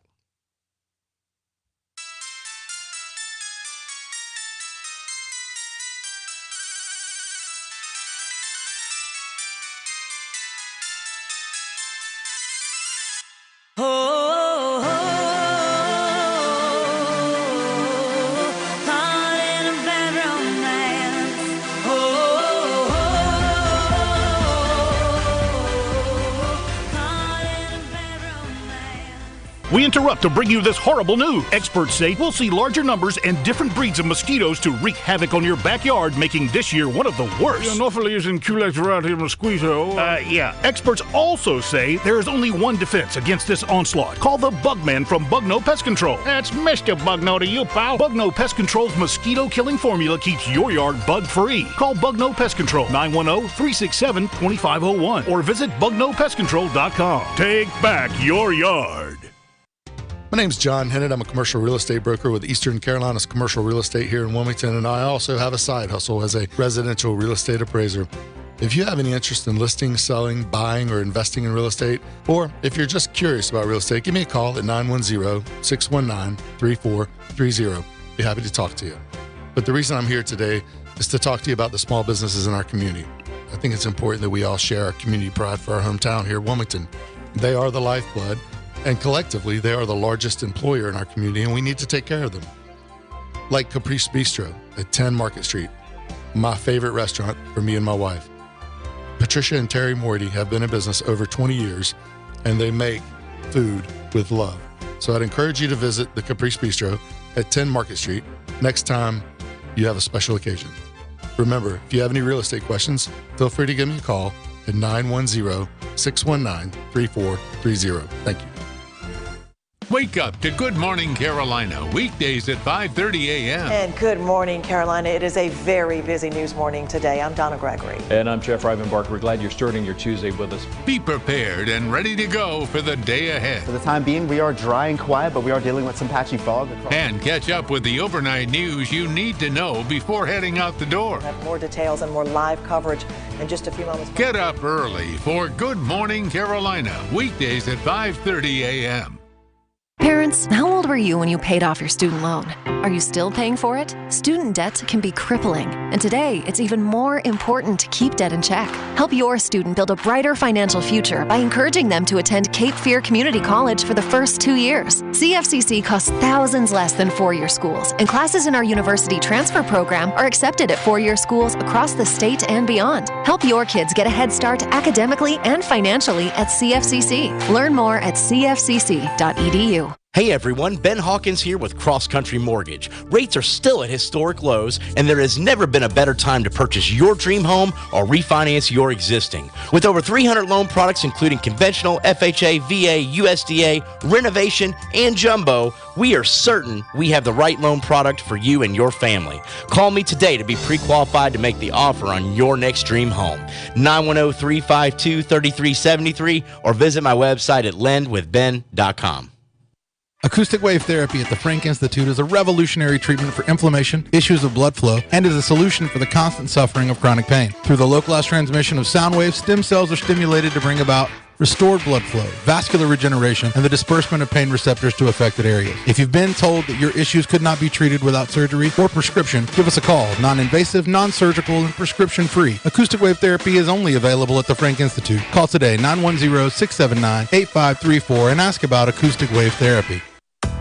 Government has become too big, too overtaxing, and is constantly over-regulating every aspect of your life. If you agree with that, tune into Consumer Choice Radio every Saturday at 10 a.m. here on the Big Talker 106.7 FM with me, Yael Osowski. And me, David Clement. For an hour, you'll get expert analysis on what the government is sinking its teeth into next and how you, as a consumer, can push back.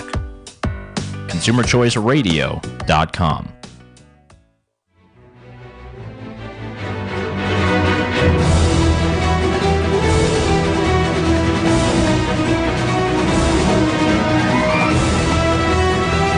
See? Take an old classic. Make it sound wonderful. See? I knew TK would like that. He likes great music. He's a musician. It's great music.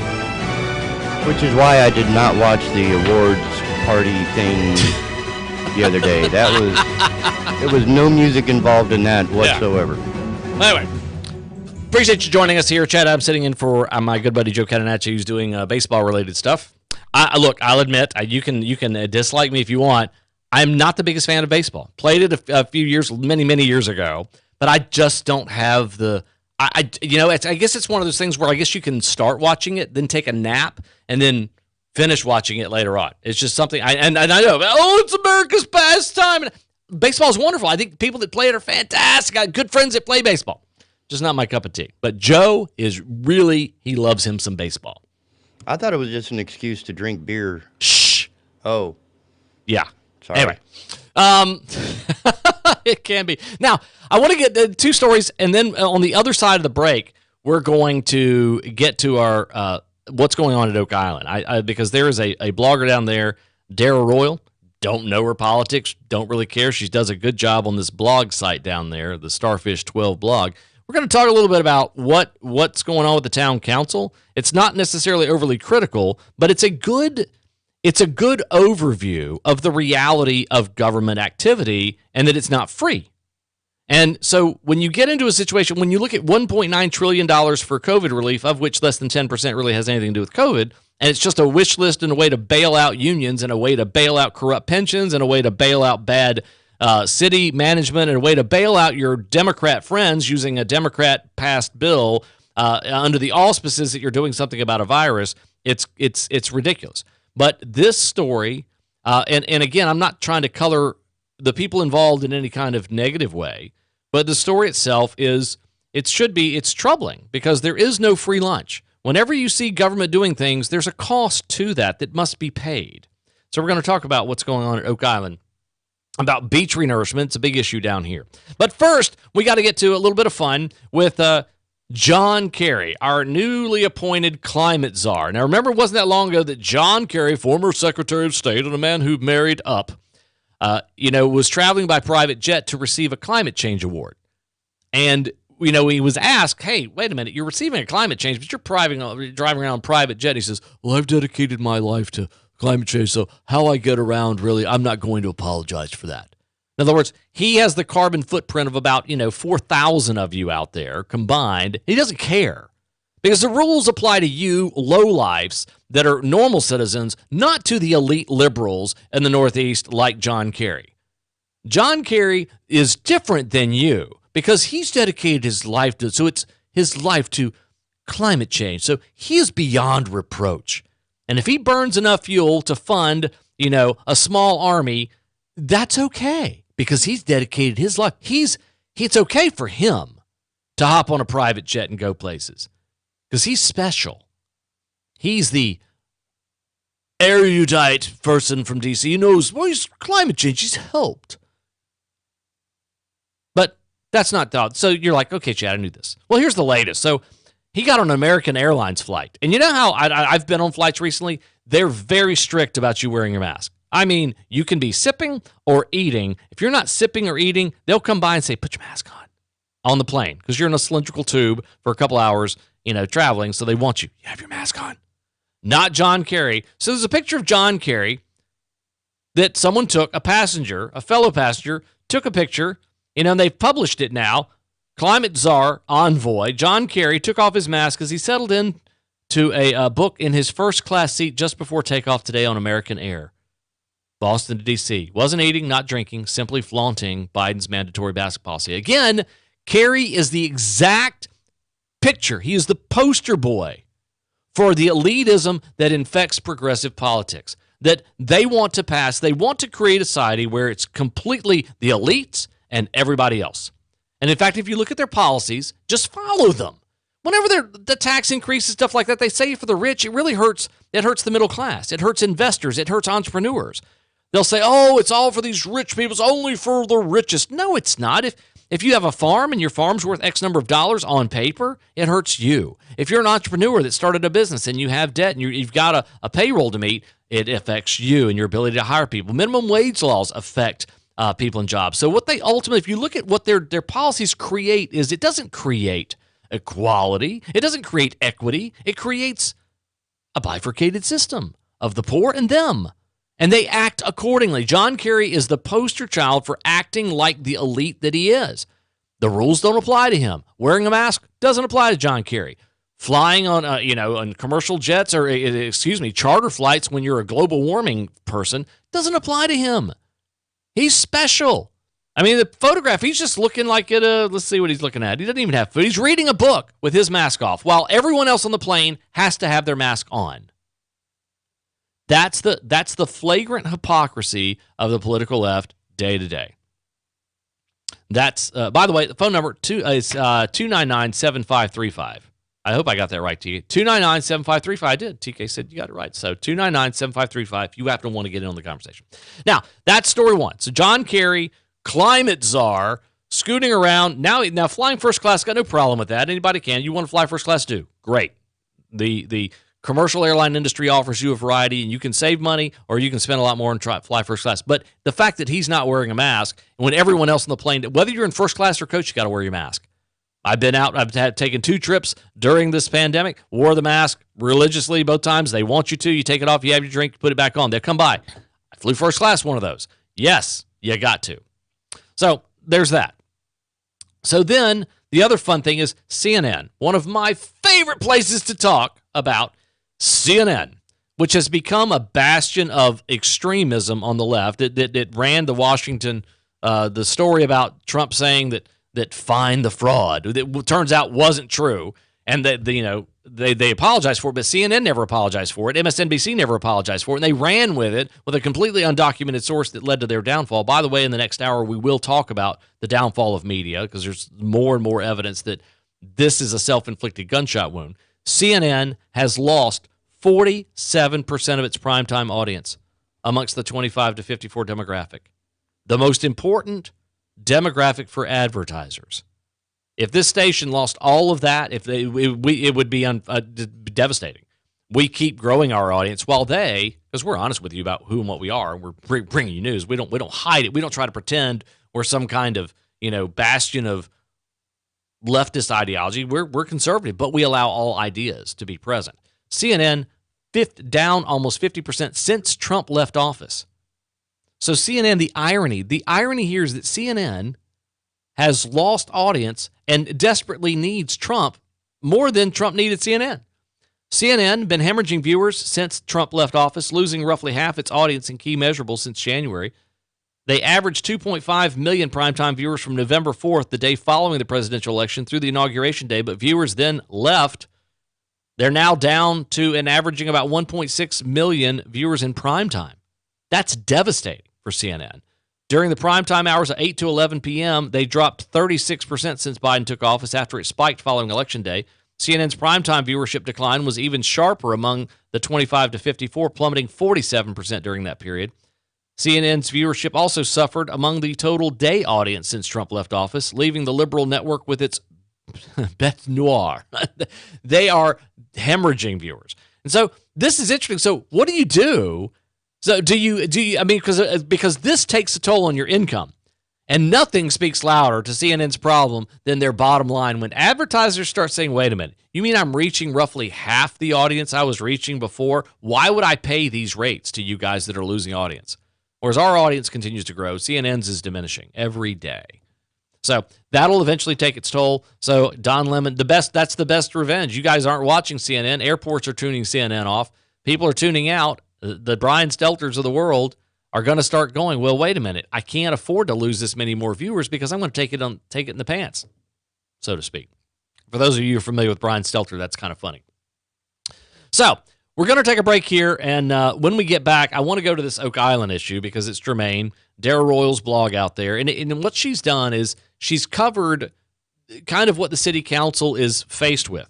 Now, it's not an indictment of the city council. There were a number of proposals presented, but this isn't just Oak Island. This is every beach that deals with sand allocation. When nature's trying to shape your beach a certain way and you're trying to reshape it, it's like dredging the Cape Fear River. Now we have saltwater intrusion all the way up the Cape River because the infinite wisdom of the folks who run the ports here don't realize that Southport is a natural deep. The military even realized there's a natural deep water port down there. That's where they put their depot and their way to put shipping containers on boats. But here in Wilmington, we have to dredge the Cape Fear River all the way up to Wilmington. There are other ideas that would prevent that. Or when you're trying to dredge and reshape a coastline, if you fly over Carolina Beach and you're heading south toward Bald Head, you'll realize Bald Head is no longer an island because the beach, the inlet's filled in. It's a continuous beach from Carolina Beach through Fort Fisher all the way down to Bald Head. Curry Beach, all of them connected. It's not an island. Nature has a way of doing things. So we'll talk a little bit about what's going on in Oak Island because it's coming to a beach near you after this break. Here, the Big Talker FM, Chad Adams sitting in for Joe Catenacci. We'll be right back.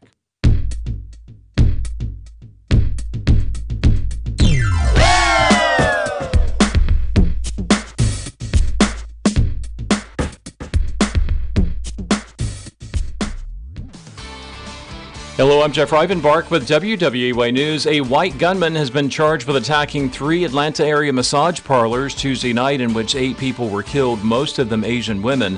Authorities say 21-year-old Robert Aaron Long told police the attack was not racially motivated. He claims he targeted the spas because of a sex addiction. 6 of the 7 slain women were identified as Asian. The prospect of more tornadoes last night and today across the Deep South has forecasters advising residents to take extra precautions after a wave of storms pounded the region throughout the day yesterday, leaving a trail of splintered trees and damaged buildings. The Weather Service says roughly 16 million people in the southeast could see powerful storms today. Storm damage has been reported in Alabama, Mississippi, and Texas. The threat of severe weather is prompting local school districts to send students home early today in the Cape Fear. It will be a remote learning day for Bladen County schools. Pender County schools will dismiss students between 11:30 and 12:30. Brunswick County schools plans to dismiss high schools at noon, middle schools at 12:15, and elementary schools at 1. And Columbus County schools will release at 1 for all students. And there are some options in Columbus County this week for eligible people looking to get a COVID-19 vaccine. Happening today, COVID-19 vaccines will be available at the Whiteville Parks and Recreation from 9 a.m. to 6 p.m.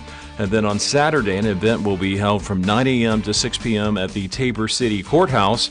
Also happening Saturday, health workers are planning a mass COVID-19 vaccination event. It will be from 9 a.m. to 4 p.m. at Southeastern Community College. 1,000 doses of the Johnson & Johnson vaccine will be administered to anyone over 18 and in groups 1, 2, or 3 of the state's COVID-19 vaccine plan. For more on these stories, head over to WWAYTV3.com. I'm Jeff Rivenbark. Be safe. Happy Thursday, everybody. I'm WWAY meteorologist Ramel Carpenter with your Storm Track 3 forecast. Well, you're going to want to stay weather aware as we go throughout the day today. We're tracking a cold front that's going to move across the region, but ahead of the cold front, it's going to be warm, breezy, and mild with temperatures jumping into the middle 70s. The window to watch for severe weather is going to be between 4 and 9 o'clock this evening. Main concern is going to be damaging winds, some small hail, and the threat for some strong tornadoes. Bottom line is have multiple ways to receive alerts as we go throughout the day today. And get your full forecast on WWAY and WWAYTV3.com. This news and weather is brought to you by Two Men and a Truck. For your free quote, go to twomenandatruck.com. twomenandatruck.com.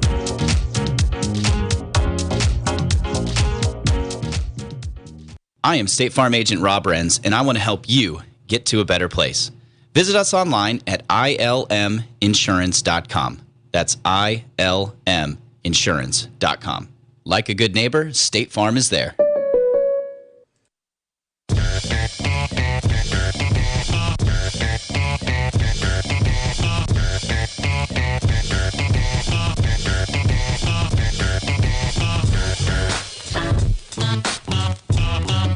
TK unleashing his inner DJ. So if you're familiar with Southeast North Carolina, which most all of you are, and appreciate you folks joining us on YouTube, you folks joining us on Facebook, you folks joining us everywhere, listening, dialing in, tuning in, being a part of what we're doing here at the Big Talker FM as we continue to make, alter, changes, and grow. TK, it's so fun. I could say so, I'm not going to. Anyway. You're familiar with what's going on out there. And TK, we're going to get in trouble with copyright stuff, man. We go over 20 seconds or something. Anyway, so everything down here, everywhere has a bit of a fragile ecosystem, right? We do. A tornado, hurricane can reshape an inlet. It can do significant damage, things of this nature. Even in the mountains, when you have floods, it takes out things. I always say down east, waters rise, and in the mountains, they really, walls of water move down through those valleys. Every place is subjected to development and changes and things of this nature, and the islands no more so than the islands. And So Oak Island is faced, because of the hurricane. The hurricane was a rather odd hurricane. Came in at high tide. It was a Category 1 when it hit, but it displaced. And if you hadn't been down there and hadn't seen it with your own eyes, it'd be difficult to explain. But it was mountains of sand that just came right through and pushed right into that first block. And so all the sand had to be moved. The houses that were destroyed had to be pulled out of there. It was a disaster area for quite some time. But as beach renourishment kicks off and is ongoing, they're moving sand. This isn't free. It's not free, and nor should it necessarily be, but who pays for it? Is it the federal government's job to maintain these beaches and pay for it with all the taxpayers? We see that often with FEMA. And John Stossel from Reason and has written many pieces. You saw him for many years on ABC 2020, and he also maintains a site on Twitter and stuff. But, he had a house that got paid for that was on the sand, literally on the beach, and kind of got destroyed, and he was able to get compensated for it without having to insure it. Insurance is the most beautiful capitalistic way to deal with most things. If you live in a certain area and you want to maintain that house, insurance assesses what your relative risks are. If you're willing to pay the relative risk, then you keep the house. And if it gets destroyed, you get paid out and you move somewhere else. Oftentimes, it gets even more confusing because your house can get destroyed and the town can come through and say that you have an unbuildable lot. So the government has said you can't build and replace it, but you still own the land, so you have to pay taxes on a lot that you can't build on, which is one of the most egregious things. And so then no one's going to buy that lot from you. So you end up, a lot of times, just donating it to the city. Now, in some cases, that land can, because they do beach renourishment or the coastline changes, that becomes a buildable lot again, so someone can buy. It's kind of bizarre, and it's become so that even with the way property taxes are done, very few piers are privately owned anymore because the property taxes are so high and the incomes that piers can receive are so low that the day and age of the privately owned pier going the way of the dinosaur.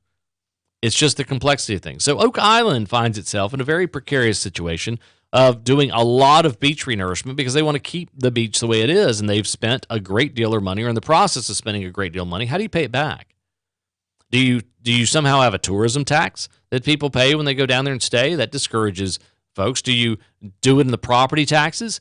And if so, do the people on the part of the island that looks as much like the rest of Brunswick or Columbus County? A lot of the island does look that way. There's beachfront, but it's a good-sized island. And the folks at Castle Beach don't have to pick up that tab because they didn't have any damage. So Dara Royal has a beach renourishment. She has a blog, Starfish 216 blog out there. And you can find it if you get it. Well, I'm just going to go through some of this. During its special meeting, this is her writing, not me. But I think it poses many questions that we need to ask, and there should be more discussion about. And I feel for the town council at Oak Island because there's no easy answer other than letting nature take its course. If you let nature take its course, you have the cleanup, but you don't necessarily renourish, and you're going to lose houses, which means you also lose property taxes. During its special meeting on March 16th, the Oak Island Town Council made its first decision about funding options for beach renourishment, or nourishment, they say. The only decision made was whether to move forward with Alternative 1 or Alternative 4. No decision was made about the percentage of cost to be assessed in each district. Town Council chose to move forward with Alternative 1, which divides the entire town into 4 assessment districts based on land value only. In other words, they're taking the entire island, excluding Caswell Beach, and dividing it into 4 different districts in order to pay for all this. So they Jeff Weinkauf, Charlie Blaylock, Loman Scott, Sheila Bell voted for it, and John Bach voted against it. While a map showing the exact demarcation of the 4 assessment districts is not available on the town's website as of the posting, from the discussion during the meeting, the 4 districts in Alternative 1 appear to be this way. So District 1, so in other words, they divide who all is going to pay for it into 4 districts. So if you're on the ocean front, you're District 1. If you're in District 2, that includes all lots north of oceanfront lots and extending to either Davis Creek Complex or Oak Island Drive, because Davis Creek doesn't run all the way through there. So it's somewhere in there. And then District 3 includes all the remaining lots on the island, the majority of which are typically referred to as wooded area. So it's across the drive toward the Intercoastal Waterway. And District 4 includes all the lots in the mainland portion. Because, yes, there are people that live in Oak Island that are in the town limits of the island, but not on the island. So it'd be the South Harbor area, those places heading out toward the intersection 211 and Beach Road. So that's interesting. So they're divided. They said, okay, we're going to divide it into 4. So what does this mean? How much is this going to cost? So what she did was she created an Excel file to kind of figure out what that assessment would look like. Now, it hasn't been fully done yet, okay? But it's based on an average land value. So they look at the value. Then this is why it gets complicated and very difficult to understand. Because if you're on the beachfront, obviously your land is worth more. And if you're inland from that, one row in, all the way to Oak Island Drive, your land is typically worth a little less or quite a bit less. And then the rest of it's worth less and on down. So they're going to assess it. So this is typical. So if you're 42% of this is going to be picked up by the oceanfront folks. They're going to get walloped. And, I mean, that assessment could be an annual assessment. I want you to listen to this. In addition to your regular property taxes, an annual assessment of $7,000 a year for 4 years. And that's just on the land value being $283,000, which a lot of that land's worth maybe more than that. So, and then if you're just inland from that, just across the street from those oceanfront folks, your annual assessment would be a little shy of $2,000 for 4 years, in addition to your regular property taxes.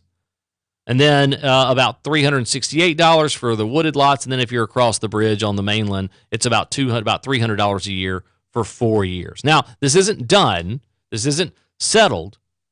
There's no discussion about an accommodations tax. Although an annual assessment is not a tax increase per se, it can be expressed as an equivalent property tax increase. In other words, it's not a tax increase, it's an assessment. So you pay your regular taxes. This is in addition to your regular taxes. You folks on Oak Island could get whacked. So if you have multiple houses there, just think about that. So if you have an ocean, and a lot of people have second homes over there, they have rental property and stuff. And what that's going to do is it will raise rents. Rents are already tough down there. They're already high. And this isn't an expression of compassion. It's the market. The market will bear. If you're looking for $1,000 a month in rent, it just basically doesn't exist down there. It's almost not. In fact, there's even the off season. I've been shocked in Ocean Isle, Sunset Beach, all of these. The rents down there and throughout Brunswick County at a month-to-month basis are really, really kind of high. The demand is through the roof. I spoke with several rental agencies, and they were talking about how many people in the off season. It's been one of the busiest off seasons, mainly due to COVID, but people are getting down there. But when you look at these assessments, they're I mean, a $7,000 a year additional assessment on oceanfront is people are going to take it. They're gonna, and if you add to that the cost of construction right now and the cost of lumber, it's an unbelievable situation. An annual assessment, not a tax increase. If the average lot with a house on it in a wooded area, okay, so you're in the wood, not near the beach, is $300,000, then property tax rate required to generate $368 would be basically 12 cents. The current tax rate is 28 cents, so an increase would be a 43.82% increases. So you're looking, that's how much this assessment will be the equivalent. It'll be like adding 50% to your taxes for 4 years in a row.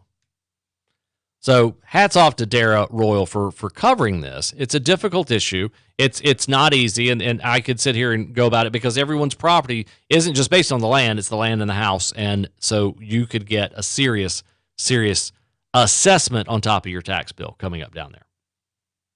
So. Does that money go to help cover the potholes? Nope. That money doesn't go to law enforcement. Whose pocket does that go to? It just goes for the sand. It goes to cover sand. Now, the irony of this, and it's not ironic, and I don't want to, look, I'm not trying to jinx anyone at Oak Island or any other beach. You have another hurricane, it could redo this all over again. So instead of a $7,000 a year, you have one hurricane that displaces that was a Category 1 hurricane. And the likelihood of another hurricane hitting the North Carolina coast is not a maybe. It will at some point in time. We know it. It's Hurricane Coast. So you have another, just imagine does it again. It's just, how do you fight this kind of craziness? If only we knew a free place to find sand. Well, that's what they're doing. They're dredging it right off offshore. You can see them dredging it. It's just interesting. Many challenges of living at the coast, and nature has a way of moving things around. That's the way it is. So how much is the fight worth for folks? Now, want to get into that. By the way, the phone number, 299-7535, 299-7535. Just definitely wanted to get to that. Now, a little bit, I wanted to save it for now, I tell you what, I will try to save it to the top of the next hour because it's interesting story. But when I'll get to this because every news break you're hearing that from Jeff Rivenbark about this attack on the Asian massage parlors in Atlanta. And I'm not diminishing horrific crime. Guy goes into 3 different places, kills 8 people now? I'm getting right. Anyway, but this is the story from the Washington Times. And I bring this story to your attention to show you the way in which this is not an opinion piece. This is, well, maybe it is. Is it an opinion piece? I can't tell. The way it comes across as a news piece, but I'm hoping it's not. I'm hoping it's an opinion piece, because if it's a news piece, it's rather alarming. But it is Terry Tang, Associated Press. Asian Americans were, now that's the way it starts. So it's got to be an opinion piece. Asian Americans were already worn down by a year of pandemic-fueled racist attacks. Asians. Now, so what we've done is we've taken every group in America and we've put them in some special category. You've got to be in a special category, and we've got to make sure we divide people as much as. But there's no evidence that this attack was carried out on Asians in specific. There's no evidence that it was race at all. None. But that doesn't stop the political left and those in it from making this a way for us to divide each other further. If you wonder why you're hearing so many people talk about domestic terrorism and domestic threats, it's because we're dividing people into camps.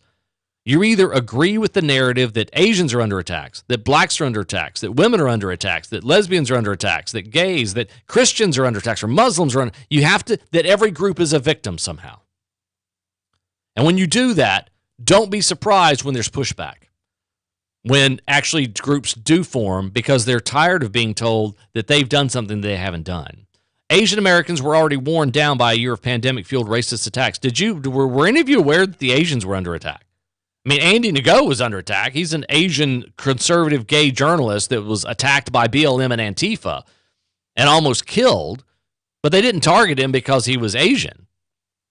But anyway, again, pandemic-fueled racist attacks. When a white gunman, notice the story, when a white gunman was charged with attacking 3 Atlanta area massage parlors and killing 8 people, most of them Asian women.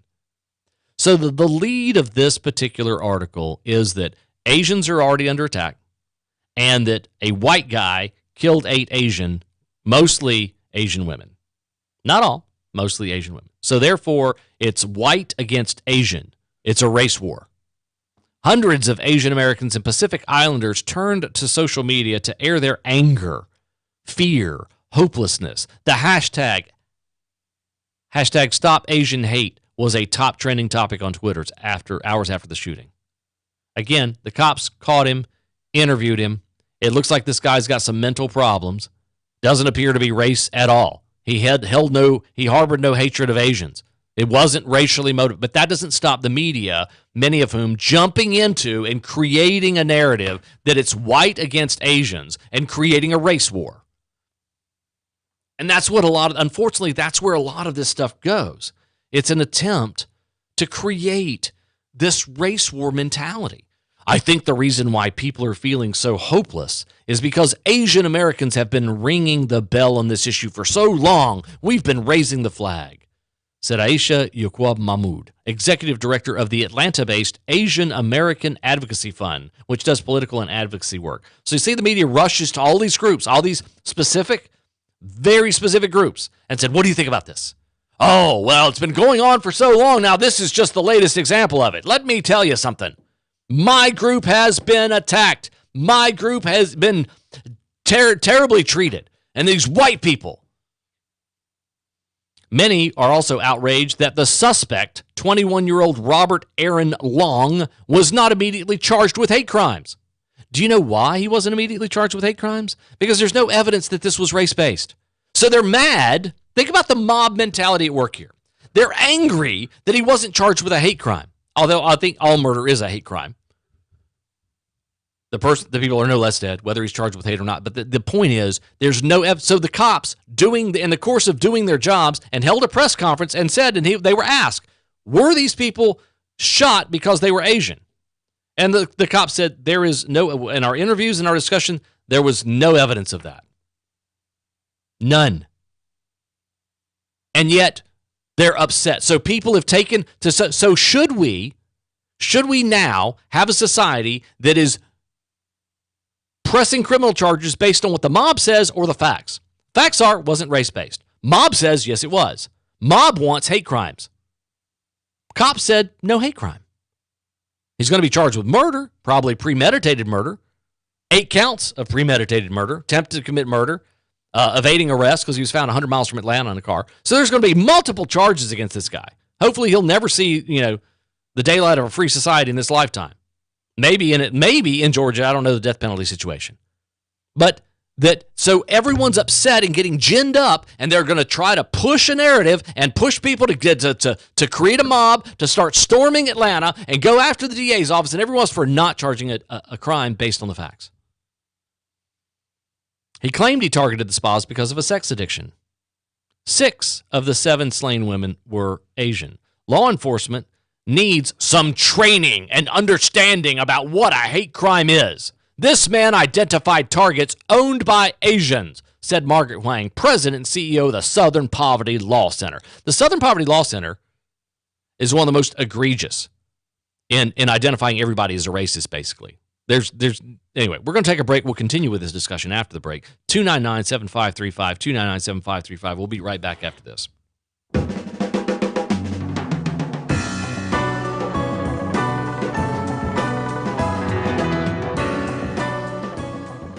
Hey, this is Matt Ham, co-founder of Uprint and the co-host of Wake Up Our Faith, every Saturday and Sunday right here in Wilmington's Big Talker.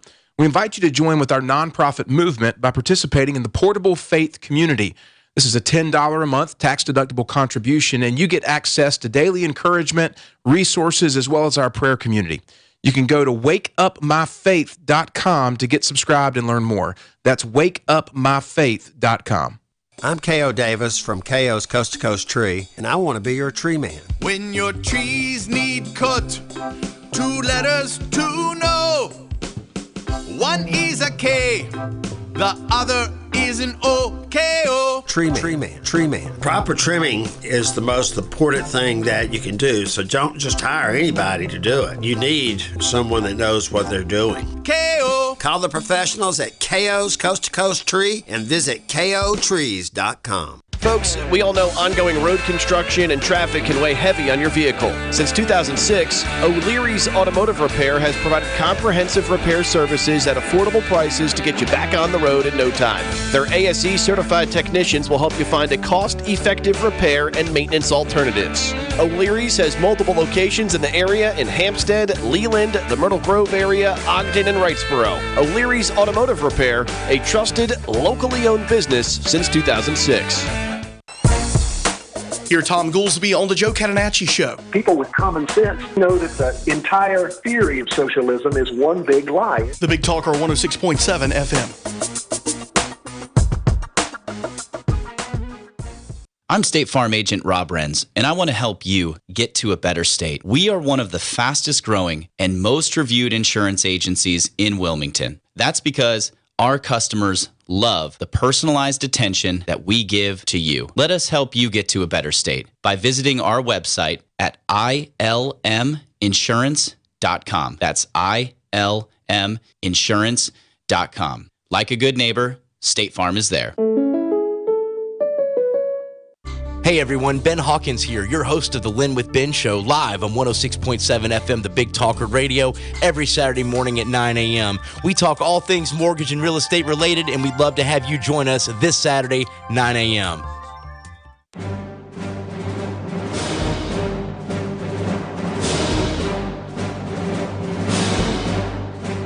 Jeez. Yes. My brother-in-law would love this. The Darth Vader music. Yes. Great music. John Williams, man. Good stuff. Welcome back. We're going to talk about the governor. We would need some appropriate. Okay. Well, no, he's not even formidable enough to be threatening. That's the thing about Governor Cooper. When I see him walk out, I don't think.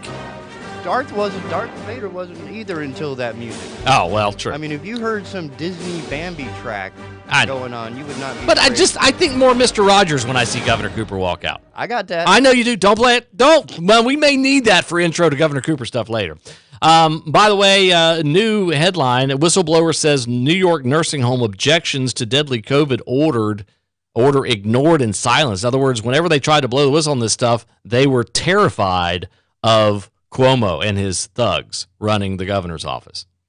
So that story, the situation for Governor Cuomo continues to get worse every day, and the arrogance that accompanies it certainly becomes worse every day. Now, back to the story about the shooting in Atlanta, because it's the way in which things happen here in North Carolina too. Something happens, and then people want to blow it up more than what it is. It's a horrible crime. No one's taken away anything from that. 7-8 people dead.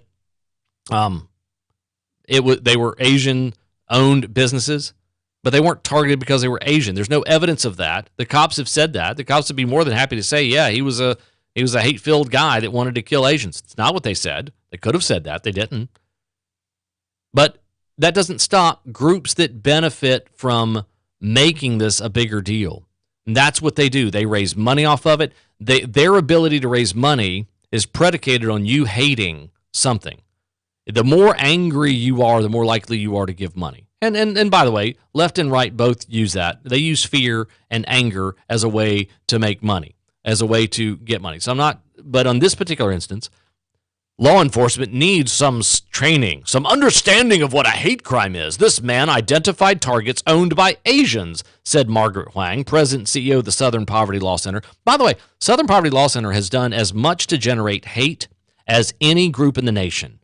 They accuse people of being hate groups. They make accusations, and they generate as much hate as any group out there. She said the gunman was clearly going after a targeted group of people. No. That's not. So she knows better than law enforcement. All of a sudden, she's an expert on law enforcement because she knows they need to be trained better. She knows that person was specifically targeting Asian. She knows. Trust her. She's the head of Southern Poverty Law. She knows more than all of law enforcement. Being Asian American herself, Huang said the shootings felt personal. She is worried that not classifying the attack as a hate crime will absolutely discourage others from coming forward and seeking help. What? No. She also cringed at the comments of a sheriff's captain who said of the gunman, it was a really bad day for him. It was a really bad day for the gunman. The remark appeared to be trying to explain and justify the action. So now, not only did law enforcement not pick up on it as a hate crime, didn't do their job and figure this out, but the cops now are bad guys because they are trying to justify the suspect's actions. Asian American business owners in the Atlanta area were already fearful because of incidents like graffiti and break-ins. Have you been around Wilmington? Have you seen break-ins? Have you seen, down in Brunswick County, break-ins, larcenies are a big deal. Happens all the time. Doesn't mean it's hate crime based. But my point here is that you've got the political left isn't. They say they're about unity. I have this discussion with folks all the time. The political left relies on divisions. It relies on you disliking another group to perpetuate things. It must. It's not about unity. It puts people in groups. It's always been a loosely held coalition of special interest groups. The people who want abortions don't really care about the people who are based in race differences. The people who are race baiters and want everyone to be driven by race don't really care about the people who want migrants to come across the border and have open borders. The open border people don't really care about the anti-gun people. The anti-gun people don't really care about the LGBTQIA group. They just don't. But they know that if they can get a certain person in office, that they get their way. And what we've now seen is the Democrats are fine about buying constituencies. What they're trying to do, it's not overly complicated. They're trying to give away as much money as they can. They're trying to grow the federal government as much as they can. They're trying to say they want to punish the rich by destroying the middle class. They want to add D.C. and Puerto Rico as states so they can own the Senate and Congress for many years to come. They want to end the filibuster to stop any dissent. It's not difficult to understand. It's not brain surgery because they don't operate at that level. What they do is very simple and straightforward. We're going to take a break. When we come back, I want to get to Americans trusting the media. We also have Dr. Greg Murphy, Congressman Murphy. Which title he'll go? Congressman Murphy will be joining us, formerly of the North Carolina General Assembly, now in Congress. He'll be joining us at the bottom of the next hour. So do stay tuned as we get, do Americans, so the question really, and you know part of the answer, but I'm going to give you more details about it. But do Americans still trust established media outlets? And if they don't, why don't they? But we're going to take a break. We'll be right back. Stay tuned. Here, Joe Mornings with Joe, your guest host, Chad Adams, sitting in. We'll be right back here at the Big Talker FM.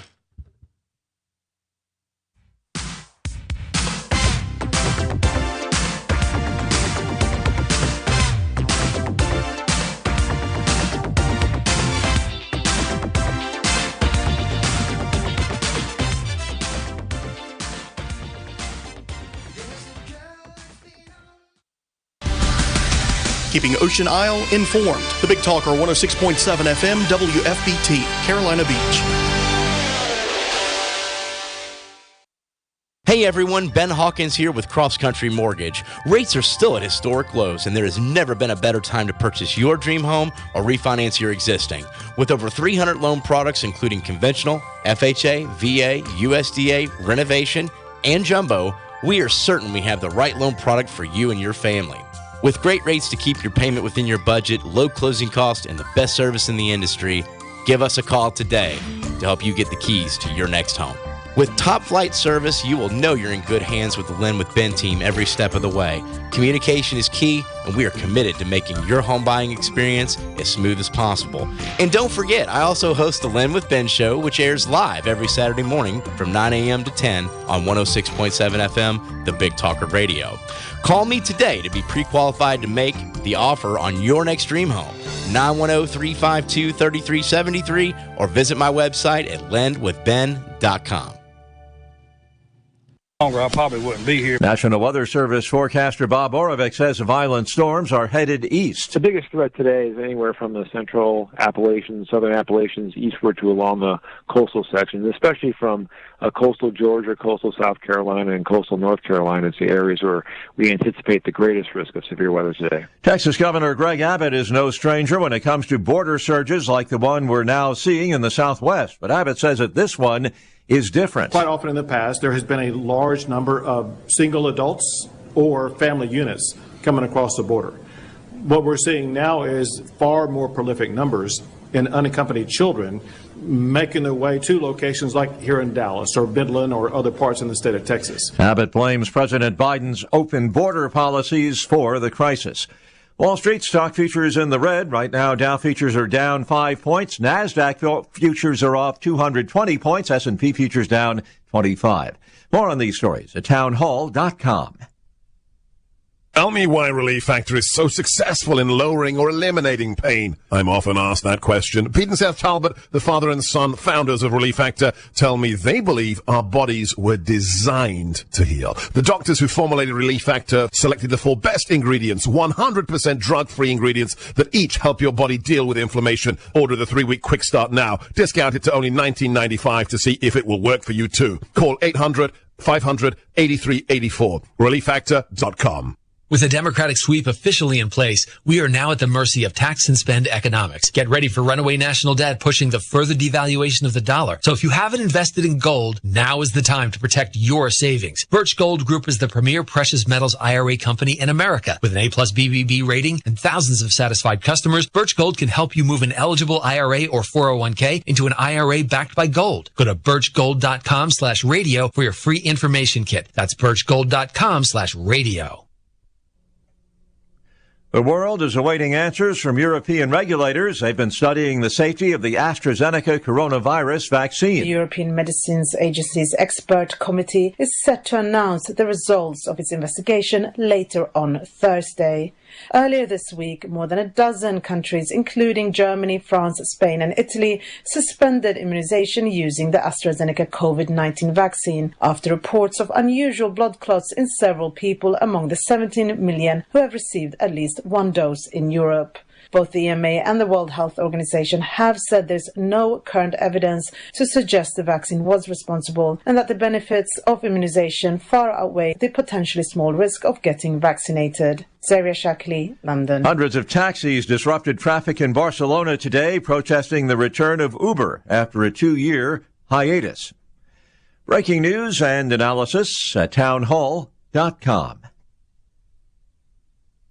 A group of state attorneys general challenging President Biden's cancellation of the permit for a major energy project. Attorneys general from 21 states, including Texas, Montana, and Alabama, have filed suit in a federal court in Texas, claiming President Biden overstepped his legal authority when he revoked the permit for construction of the Keystone Oil Pipeline.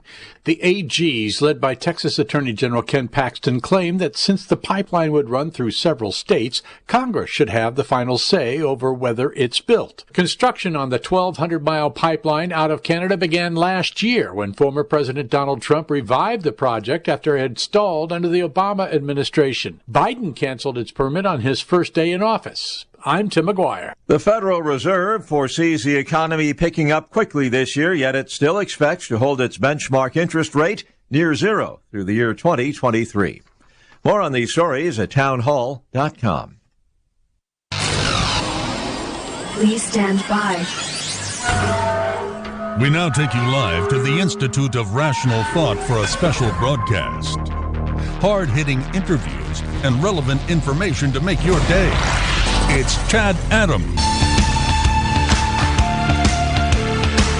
Not to confuse any of you, this is Mornings with Joe Catenacci. We're just having fun today, because lately I'm the Thursday morning host. This shall also be true next week. Appreciate Joe let us sit in. Wish him safe travels, doing his baseball thing. Anyway. 910-299-7535. 299-7535. The phone number if you want to get on the conversation. I want to pass this along for the Weather Channel because they keep changing. It's fun. It's funny. I love maps. I love when people use maps as graphics. Look at this. This is where all the Walmarts are. Look at this. Here's where Taco Bell's the number one thing in Nebraska. So I love maps and the way people draw them. So when I'm watching weather maps, we all see the cone of probability. When there's a hurricane, cone of probability. Here's where it widens out and it takes this turn. It goes this way. Today's storm forecast, they keep changing it.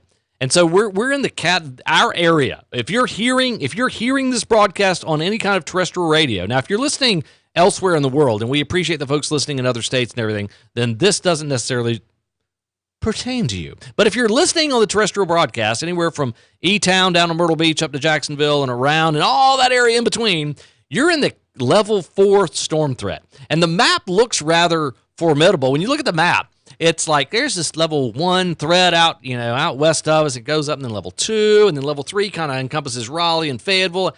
But then there's a circle that goes just south of Myrtle Beach, wraps around us toward Elizabethtown and up toward Jacksonville, and we're like right in the middle of the potential for the most severe weather. And by that, we just had experienced you folks down in Brunswick County there, not too far from Sunset Beach and Ocean Isle, that had a tornadic activity just a few weeks ago. Severe thunder. This is from the weather.com. Severe thunderstorms will spread toward the southeast coast on Thursday from the same weather system that spawned dozens of tornadoes in the deep south yesterday. There were nearly 24 reports of tornadoes, mostly in Mississippi and Alabama, according to NOAA, National Oceanic and Atmospheric Administration Storm Prediction Center. The actual number and strength of the tornadoes will be determined once damage surveys have been completed. Damage from severe storms was reported in several locations, and you can see that. So you look from Arkansas, but Mississippi, Alabama just had the most hit, and it's moving east. Showers and thunderstorms stretched from the Ohio Valley into the south this morning.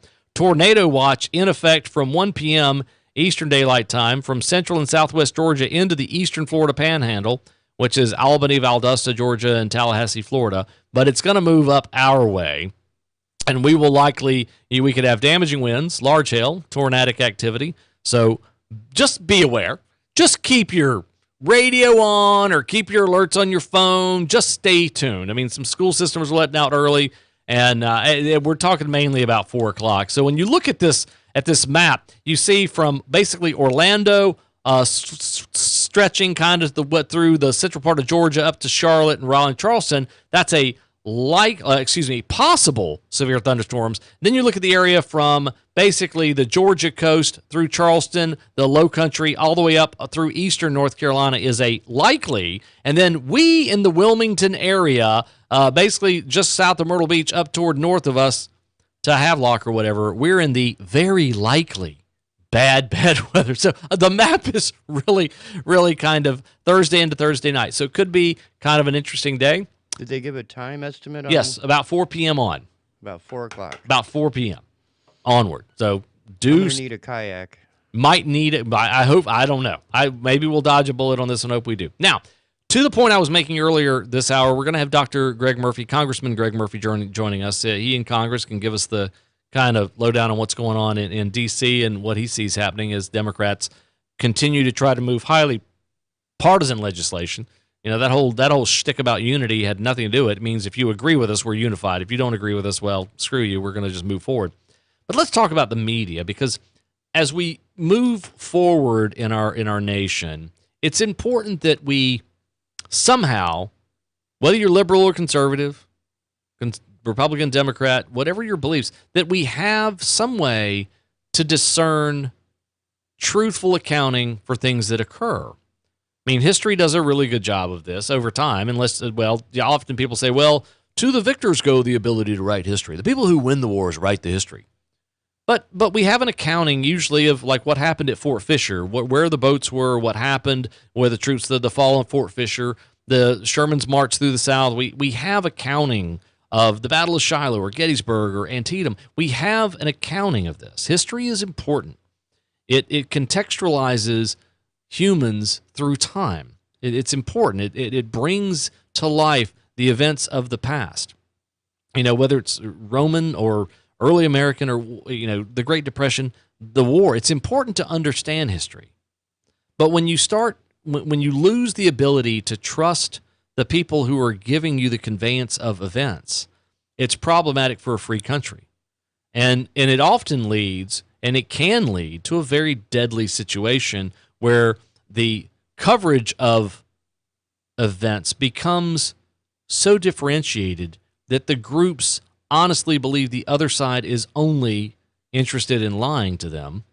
And notice I'm not putting labels on which side is telling those lies.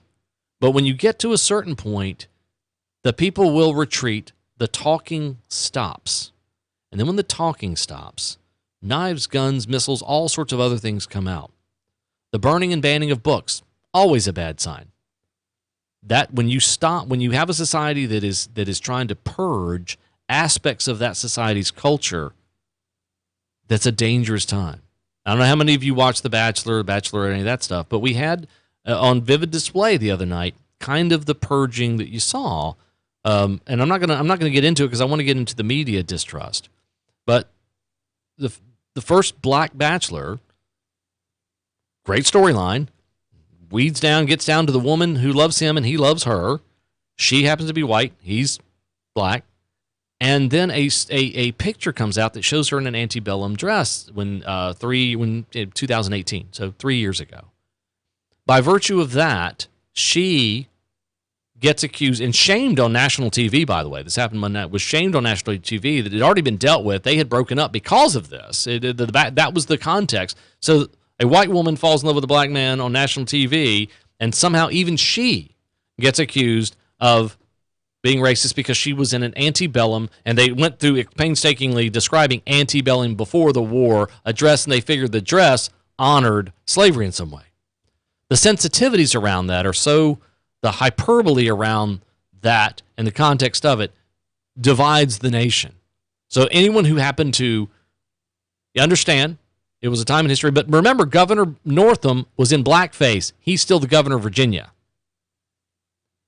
But this young lady, shamed on national TV, led to the breakup of their relationship, and led also to the firing of the host of that show because he said, hey, look, you know, he tried to excuse that it was she wasn't aware of this, contextualizing it, and because she wasn't sensitive, didn't meet the sensitivities of other people, therefore she needs to be thrown over and overboard in society. She needs to make amends for her crime of wearing that dress, along with other people. Now, I don't know if you've been to the Azalea Garden parties, but there's kind of a full display of Old South there, too. Not anymore. No Azalea Festival last year, and it looks like, September this year? No, they've nixed the garden party 100%. They have? Going forward, there will be no more garden parties. Well, there you go. So the point is, you're removing aspects of history, and so you create a lack of tolerance. I love it when the left says they're tolerant. They're not tolerant. They're not tolerant of the nation's history, and it's not. You don't need to. You just can't have these discussions anymore. And when you can't have discussions, you're closing off the ability to communicate. Only one side feels that it's right, which means the other side is wrong, and that other side, feeling they have legitimate feelings as well, feels that in their inability to be able to talk about things, it will manifest with anger, and that anger will grow, and that resentment will grow, and bad things happen when you can't discuss. And I'll give you an example of this. On WWAY, they were covering about masks. Very good example. The reporter, and it was this on this morning's broadcast, probably on this evening, they were interviewing people about mask mandate, about wearing a mask. It has become such a polarized issue that the people that were saying, and they were discussing things in support of the mask, were willing to go on camera and say so. The people that were against being forced to use masks would not go on camera because they were so afraid of being targeted by the people who feel they have the moral high ground to shame people who don't want to wear masks and feel that it's wasteful, even as the CDC continues to change its guidance on these masks. And even as we have vaccinations, there are people that want to continue to wear masks even after we're all vaccinated. And they're shaming people who disagree with them. And that, again, that's you may think you're right, but that isn't healthy. That isn't healthy for our society to be that way. Because once you start driving an entire way of thinking underground, it will come back in ways that are highly unpleasant and divisive. And divisive in a violent way, potentially. So we need to be able to get to the point where we can discuss things. So that takes us to our media and our inability to trust it. This is from Tipping Insights. The readership and viewership of traditional and well-established news outlets. I'll tell you what we're going to do. Take a break. I want to cover this. I want to cover this story before we get to Dr. Greg Murphy, Congressman Murphy. We'll be right back after this here on Mornings with Joe. I'm your guest host, Chad Adams, Big Talker FM 106.7, joining us on Facebook and YouTube and our apps, which are up and running as well. Download them for your phone and your iOS device. iPhone or your Droid. We'll be right back after this here on the show.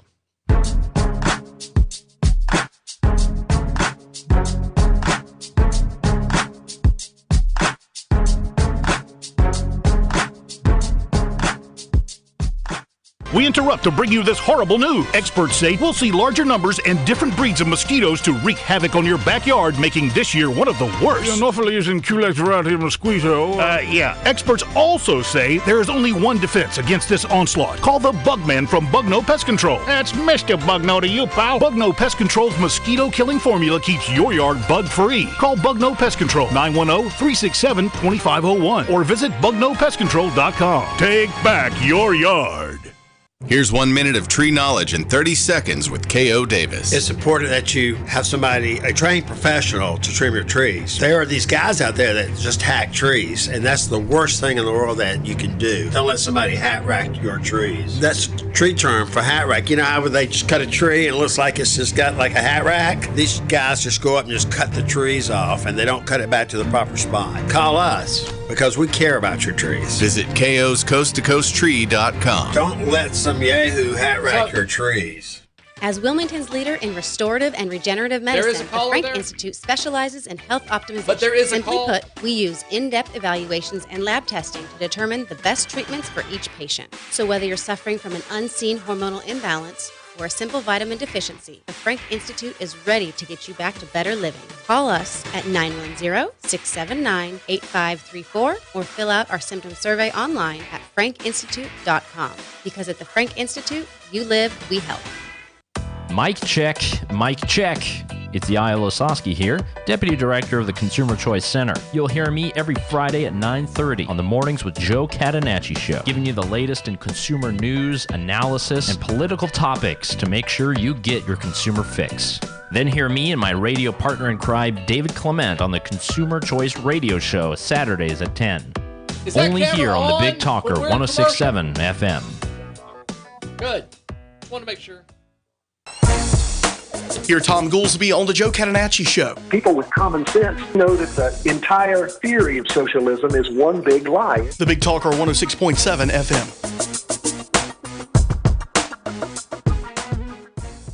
Hey everyone, Ben Hawkins here, your host of the Lynn with Ben Show, live on 106.7 FM, the Big Talker Radio, every Saturday morning at 9 a.m. We talk all things mortgage and real estate related, and we'd love to have you join us this Saturday, 9 a.m.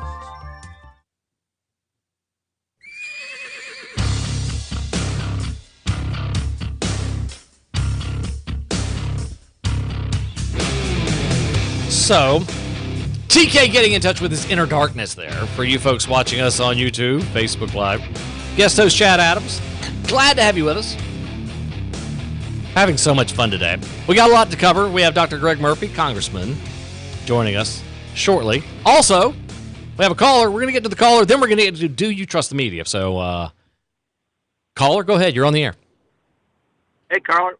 This is Fish. The Fish is what Joe calls me, the Fish from Carolina Beach. And actually, this is the second time I've been on there this morning, so I'm really glad to talk with you because I didn't get to really finish what I wanted to talk about. Well, make it quick because I got a long story to go. But go ahead. Okay, so when you're talking about people being shamed, one of my fans is a woman by the name of Ayn Rand who wrote the Shrugged and Found Dead.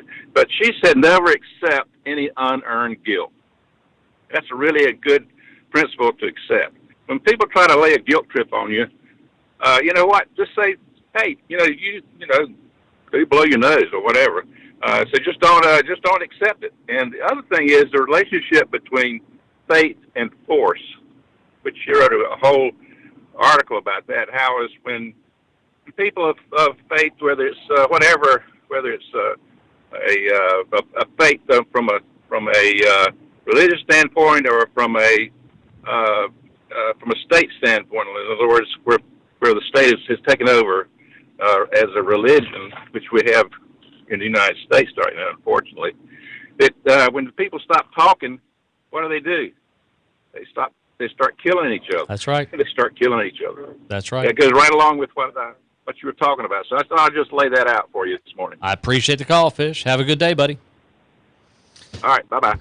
Now, on to and appreciate the call. Love the calls. And I don't know if we'll have time in the next half hour or so, but 299-7535. Now, and he's right. When you stop talking, that's when the fighting starts. When people feel unable, when the media creates a narrative that you can't discuss things or creates two different versions of the media, those two don't meet. And at some point, we've got to be able to discuss things.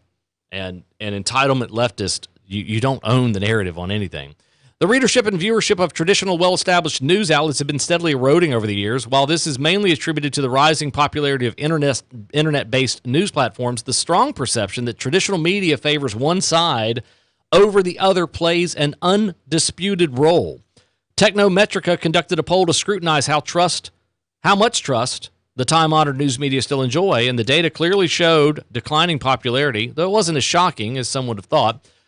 The poll revealed that the country almost split in half when it comes to the level of trust people still have in news outlets like the Washington Post, the New York Times, NPR, CBS News.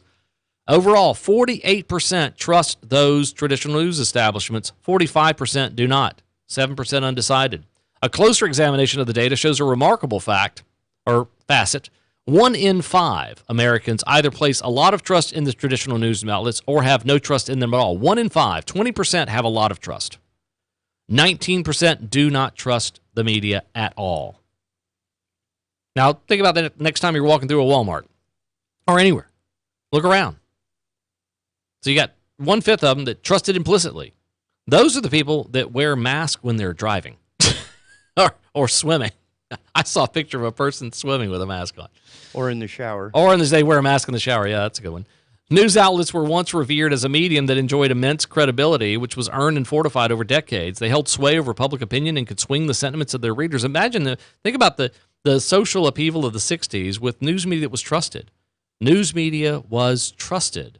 I mean, the coverage of the Vietnam War, the coverage of the Nixon Watergate issue, even though there were liberals in media then, as there are now, but they were trusted. They presented the facts, and you were entitled to kind of discern for yourself based on your political system and beliefs.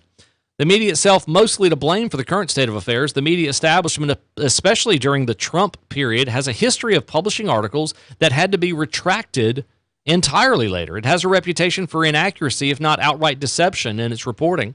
72% of Democrats trust traditional media, 66% of Republicans, and 60% of independents do not. According to the poll, alternative news outlets like the New York Post, Washington Times, Newsmax, the Daily Caller, Real Clear Politics, and others are gaining traction. They still lag behind. 37% trust alternative news media. That's the ones I just mentioned, and 53% do not. More than half the survey respondents did not trust these relatively recent entrants, and less than one-fifth have a lot of trust in them. So that's kind of where we find the data on alternative media sources is a little surprising. Republicans and conservatives' mistrust of the traditional media would lead you to believe that they look and trust these alternative news outlets. However, it's worth noting that 61% of Republicans and 63% of independents still don't trust alternative media. On the whole, most Republicans don't trust the country's traditional or alternative news media. Now, that in and of itself shouldn't surprise you. If you understand anything, now I'm going to make a little bit less of a distinction than I normally do between Republicans and conservatives. All conservatives are not Republicans, and all Republicans certainly are not conservatives. So conservatives are traditionally distrustful people of other things. They are critics and they are critiquers, and they're kind of the show me people. You know, they're kind of, okay, I get what you're saying. Show me how that works. They tend to have kind of an economic mindset. They understand free markets and capitalism, and they're very distrustful of sales pitches. They're distrustful of timeshare sales pitches. They're distrustful in general. That doesn't mean they're bad people. It means that they have a reasonable degree of curiosity. And that's what I wish more media. It's not that I wish more media was conservative. I wish more media was curious. I wish more media, whether it was a Republican or a Democrat giving a press conference, had the desire to dig into that further, to have at least a little, the media's job is to be distrustful by nature, not to just swallow the Kool-Aid. So when Governor Cooper stands up there and says, we're going to allow 30% of 50% of people, and I say, Governor, that's great. Can you tell me what conditions need to exist for your mandates to go away? And he doesn't answer it. I should have enough curiosity to say, Governor, please give me clarity here. Give us guidance. The people of this state have a right to know. I'm not asking him that as a conservative. I'm asking him that as someone who's curious about the freedom of my fellow North Carolinians. As a member of the media should be. A member of the media is not there. They don't work for the government. They don't work for Governor Cooper, and that's one of the problems with distrust of the media. Regardless of the outlet you work for, if you're a journalist, and I'm not talking about an opinion writer, I'm not talking about a talk show host, I'm not talking about a columnist. I'm talking about if you are a journalist. That's what I love about people like Nick Oxner, Will Doran, to a certain extent. These are two good people if you follow their stuff. Nick Oxner will go after left and right equally. Will Doran will cover a story. Jeff Tiberi, to a certain extent, also does it. Joe Bruno from Channel 9. There are people that do it, but they should hold, their job is really to hold folks accountable. We, the general citizens, don't have as much access to the people that pass legislation that can affect our lives and impact us. The media's job is to hold them accountable, regardless of the political party they're in, to call BS when it needs to be called, and to hold them to account. Because if Governor Cooper just has to come out and say whatever he wants to and go back into his hole and wait to see his shadow again, then our media's given up, and all they are is a propaganda piece. They're an extension of the government rather than the curious media they should be. And we don't need more propaganda. We need more facts, and we need more analysis, and we need to understand the implications of policy on our day-to-day lives rather than political types in media providing cover for any particular group. In the latest poll, they asked folks if they believed that traditional or established news media favored one political party. 45% believe that media leans toward Democrats. 13% think it leans toward the Republicans. 23% believe the media is neutral. That means basically that 1 in 5 of you believe that the media has some degree of neutrality. The reality is, in this poll, I think this is a fairly accurate summation. 45% think it leans more Democrat. I would say it should be higher than that, but they're giving people the option to say these other things. If you took neutrality and unsure out, if you just said it leans toward Democrat or Republicans and you just looked at that cohort, then you're at about 80%. 80% believe it leans Democrat, and it does. overall, media leans that way. And there are reasons, right? If you've ever been in journalism training and gone through that, you understand why. There's a lot of resentment and envy amongst journalists. And so they tend to think that one side has more. They don't get that the Democrats are the party of the elite. They're getting there, but they're not there. But it is an inherent danger that we have with respect to distrusting the media and inability to talk and being shamed. And I liked what he said. You don't deserve shame that you didn't earn, You just don't. So we're going to be joined by Congressman Greg Murphy. He's coming up next. Lots to discuss with him, and we'll be right back after this. Chad Adams sitting in for Joe Catenacci. Thank you for joining us here on Facebook and YouTube and on the Big Talker app and everywhere else you tune in. We appreciate it. We'll be right back.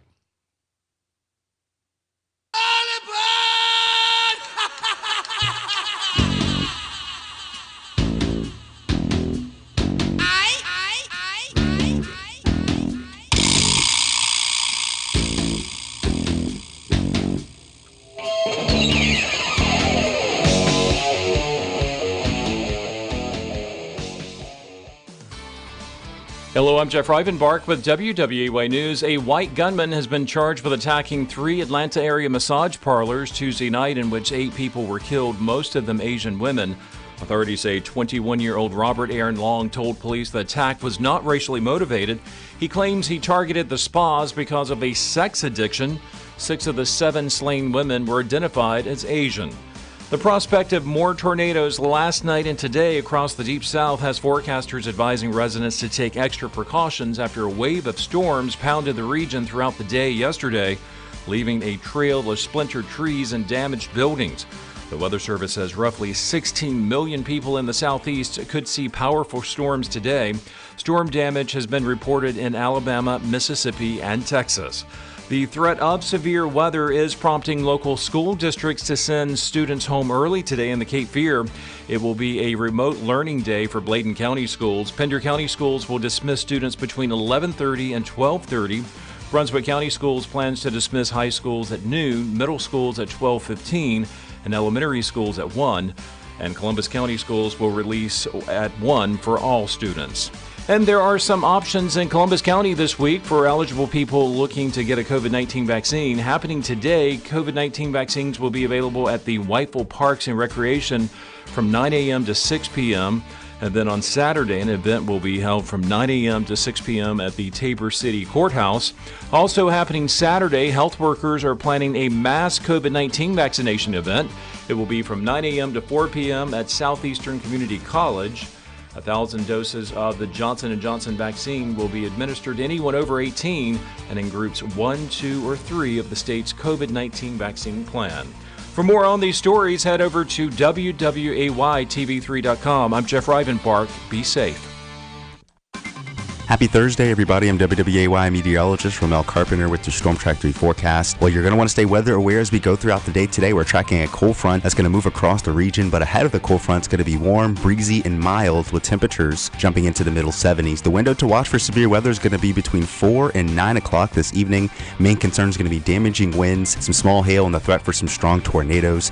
Bottom line is have multiple ways to receive alerts as we go throughout the day today. And get your full forecast on WWAY and WWAYTV3.com. This news and weather is brought to you by 2 Men and a Truck. For your free quote, go to 2menandatruck.com. 2menandatruck.com.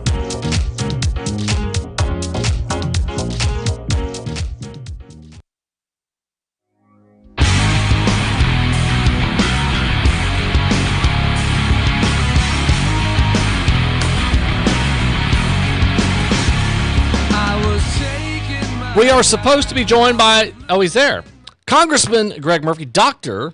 Greg Murphy, formerly of the North Carolina General Assembly, now in Congress, witnessing some of the most bizarre partisan hackery we've seen in decades. Welcome to the show, Congressman. How are you today? Hey, Joe. Good morning. Hope you're doing well. Well, you're unfortunately you're stuck with Chad Adams. Joe is doing some baseball stuff. I'm sorry, Chad. That's okay. That's no problem whatsoever. I pulled a Joe Biden there. Sorry. No. You at least got a name out. He can't even get a name out, so that was good.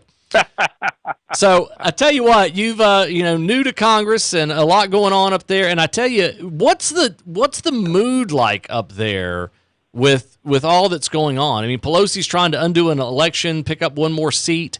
overturn one election, and yet we're seeing a lot of partisanship up there. This whole unity thing seems to be a distant memory.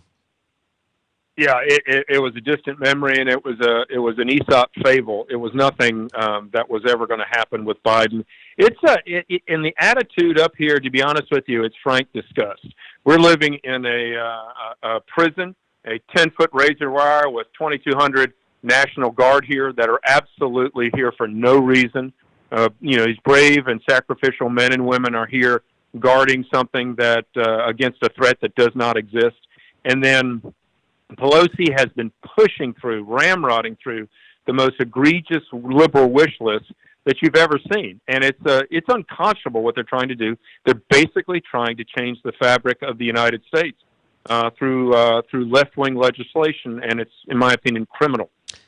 It is kind of fascinating to juxtapose remember, walls don't work when Trump was in office, and yet we've constructed barriers and walls all around these buildings in D.C., as you said, 22,000 troops. Meanwhile, our border, they stopped the wall. We're making the most porous southern border we've had in decades, a record number of people that are coming across in a massive surge with 22,000 troops sitting on the ground in D.C. doing nothing, and virtually no border protection right now. I mean, there is some, but I mean, with this surge, they're being overwhelmed. What are your thoughts on that particular aspect of things? Well, it's flat out hypocrisy, Chad. I mean, just total hypocrisy. Again, walls don't work. You're right, but we have one in D.C. And now we have had the greatest influx of illegal immigrants that, as you said, we've seen in decades.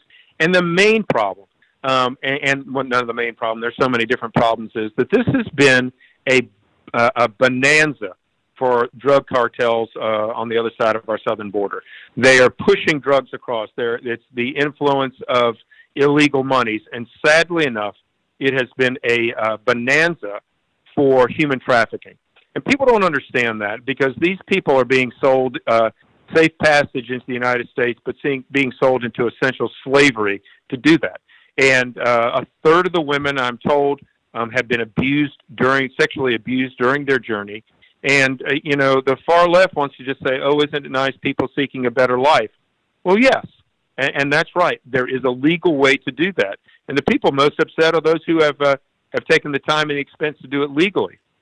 But this has created a crisis of catastrophic proportions, and the Biden administration refuses to acknowledge what they have done as a crisis. Self-inflicted, for sure. I mean, this is one that you create the incentive for people to come across the border by saying we're not going to enforce the laws, and then you act like you're surprised at the crisis and that people believed you and took you at your word. Now, having said that, there's an attempt by those up around you. We'll talk about the $1.9 trillion in a minute, but there seems to be an attempt to federalize election law. This is a little bit alarming. They want to get rid of the filibuster over in the Senate, but on your side of things, this federalization of election law, usurping all states on elections, it's H.R. 1. There's some scary stuff going on. It's very scary, Chad. It's very scary. It's flat out unconstitutional. It's directly against the Constitution of the United States. But Nancy Pelosi is literally trying to rewrite the future of this country. And if, God forbid, this H.R. 1 were to pass in the Senate, I do believe we would lose the two-party system here in the United States. We would have one party, it would be the Democratic Party, and the next step would truly be a socialistic government. She wants to get rid of voter ID. She wants to mail out ballots, and we saw how catastrophic that was. Mail out ballots to everybody, and lose the signature verification requirement. And then one of the most egregious things is if I raised $10 for contributions, she said we taxpayers had to match that on a 5-to-1 match. Wow. That's ridiculous. That's absurd. So essentially, you would have Democratic majorities everywhere in the country, and we would never again have a voice as conservatives. That's what she wants. She wants a one-party rule. And to that end, Michigan, Wisconsin, Virginia, in the courts of those various states, have shown that absentee ballots procedures imposed by Democrats have indeed violated state laws. So we're already seeing, the pushback, many things that were alleged now becoming true. And not only do they want to federalize the election law, it looks like there's an attempt to make Washington, D.C. and Puerto Rico a state, very Democrat constituency-led group. So D.C., that would give 4 new senators. it would make it virtually impossible for Republicans to really have a say-so in almost anything in D.C. Right. And again, the Constitution says that D.C. is not to be a state, but the Democrats honestly don't care about what the Constitution is. They don't, in my opinion, don't care about right and wrong and doing things in a just manner here in government. It's their way or the highway, and that's just not the way that this country has succeeded for the last 250 plus years. $1.9 trillion, one of the largest bills ever passed. Tens of thousands for every man, woman, and child in the country under the auspices of COVID relief. Less than 10% of it related to COVID.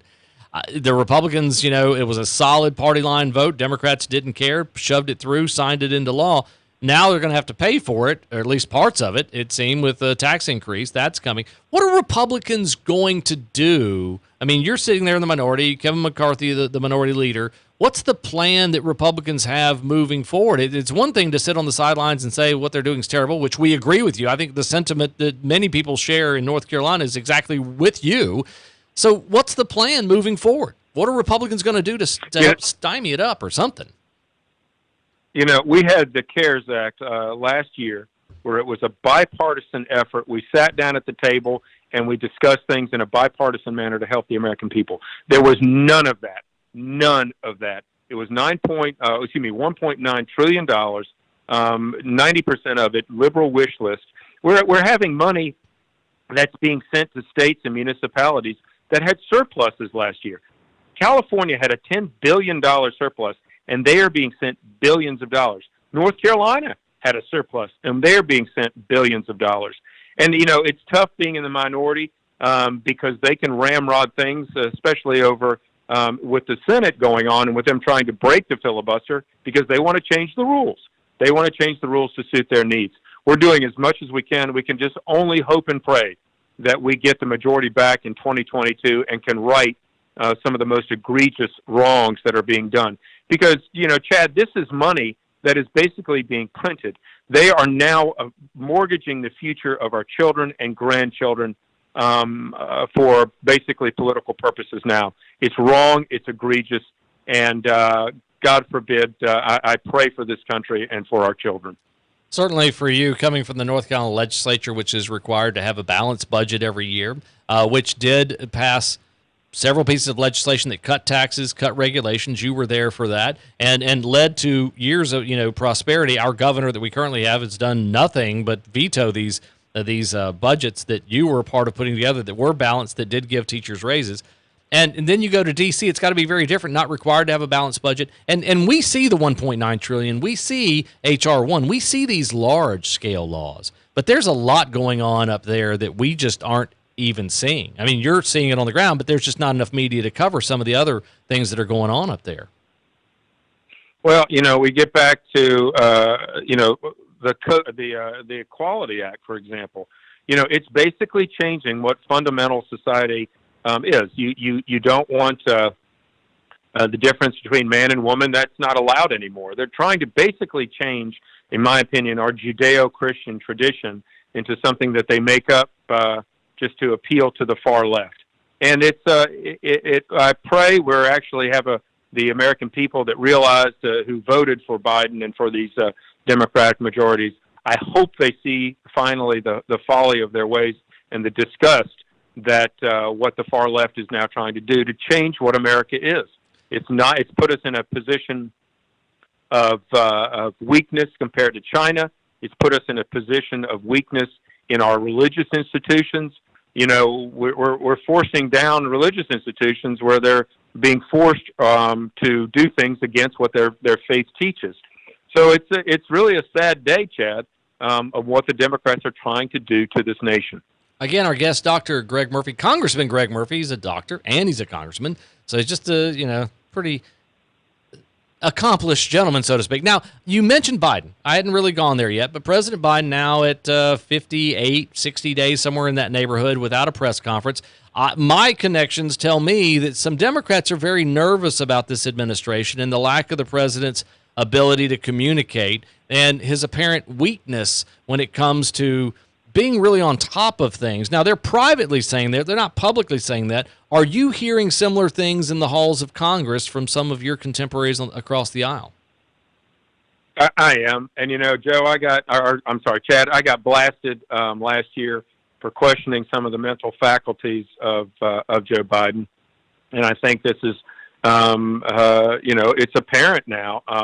They're not letting him have press conferences. I mean, the White House cut off a live feed a couple of weeks ago when he said he would answer questions. Yep. I think there's a great concern amongst people about what's going on in the White House, who is actually in charge.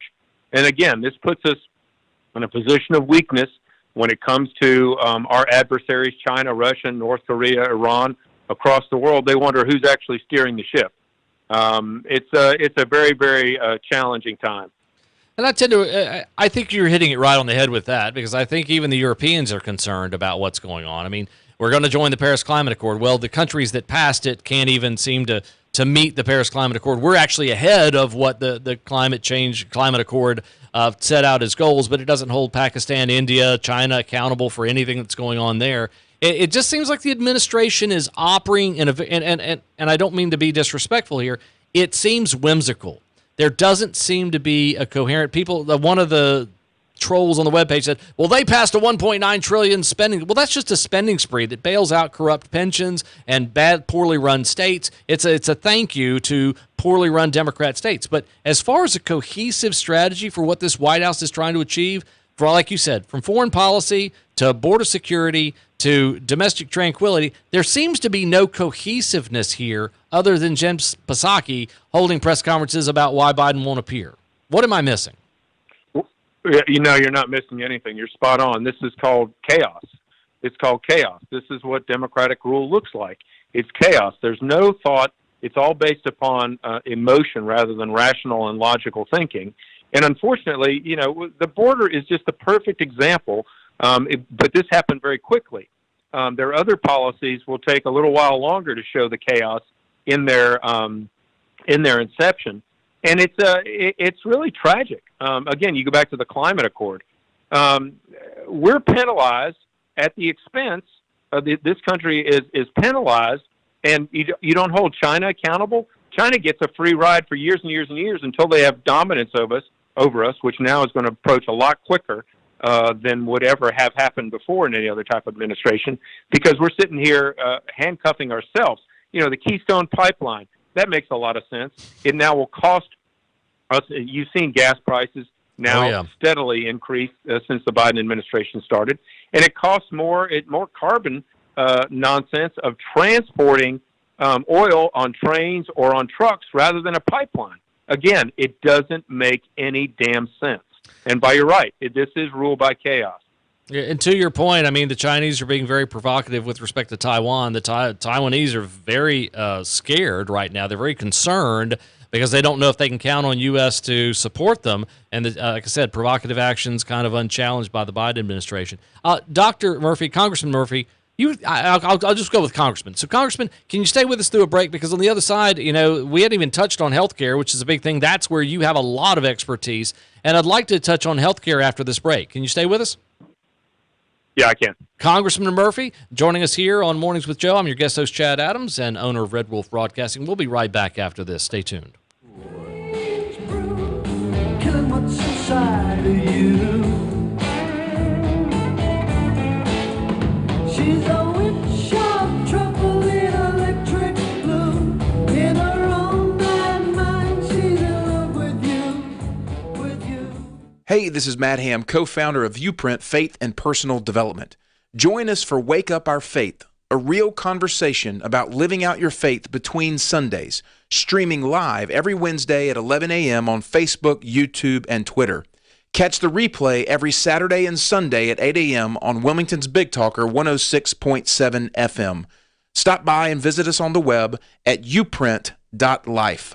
Folks, we all know ongoing road construction and traffic can weigh heavy on your vehicle. Since 2006, O'Leary's Automotive Repair has provided comprehensive repair services at affordable prices to get you back on the road in no time. Their ASE-certified technicians will help you find a cost-effective repair and maintenance alternatives. O'Leary's has multiple locations in the area in Hampstead, Leland, the Myrtle Grove area, Ogden, and Wrightsboro. O'Leary's Automotive Repair, a trusted, locally owned business since 2006.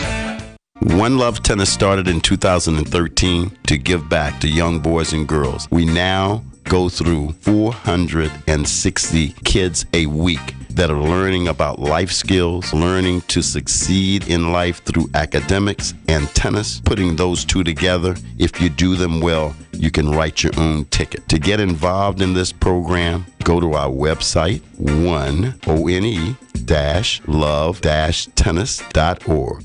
Parents, how old were you when you paid off your student loan? Are you still paying for it? Student debt can be crippling, and today it's even more important to keep debt in check. Help your student build a brighter financial future by encouraging them to attend Cape Fear Community College for the first 2 years. CFCC costs thousands less than four-year schools, and classes in our university transfer program are accepted at four-year schools across the state and beyond. Help your kids get a head start academically and financially at CFCC. Learn more at cfcc.edu. The Wilmington Cape Fear Home Builders Association serves as the advocate for the building industry, advancing professionalism and promoting community involvement. We are a positive force for responsible growth while protecting property rights and the privilege of home ownership. 3 out of every 5 jobs is touched in some manner by construction in our region. Growth generates jobs, maintains our property values, and builds and updates our infrastructure. Join us Friday mornings for the Construction Connection with the Wilmington Cape Fear Home Builders Association and the Big Talker FM. I'm Rob Renz, Marine Corps veteran, entrepreneur, and local business owner. Join me and my buddies on Monday from 6 to 7 for Signal Fire Radio, where we discuss how to successfully transition from the military and become a signal fire in your community. That's Signal Fire Radio, Mondays from 6 to 7 p.m. on 106.7 The Big Talk.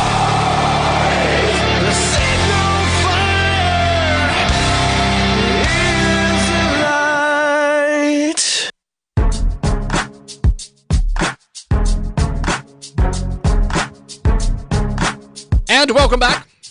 Wrapping up things for this wonderful, albeit disconcerting Thursday as severe weather seems to be approaching us from the west. It looks like we're being for some potentially rough weather as of 4 p.m. or thereabouts. With us right now, Congressman Greg Murphy. He witnessing all the debacle that it passes for leadership in D.C. right now. A president somewhat AWOL that needs. It's funny. Governor DeSantis, I was just looking at Twitter in the break, and Governor DeSantis will announce a press conference and then be there that day. You know, our president needs a week, an advance notice of a week for a press conference.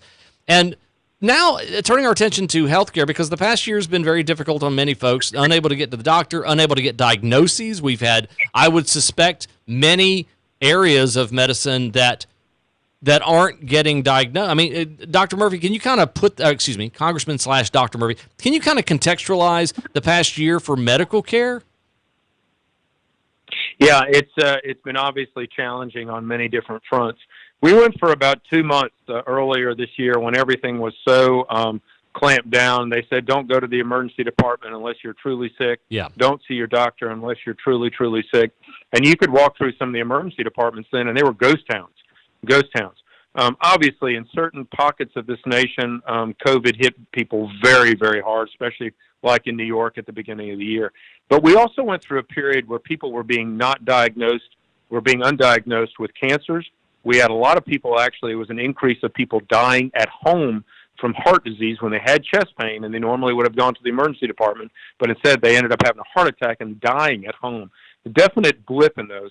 And I think that'll even be more prevalent as we see, especially with cancer diagnosis, in the next few years.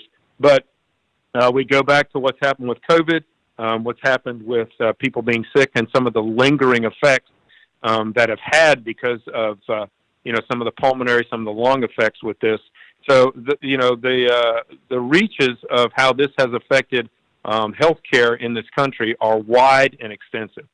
And are going to be some time coming because we have a lot of mental health issues that have gone undiagnosed, especially with kids and teenagers and drug use and domestic violence. I mean, so much has been driven indoors.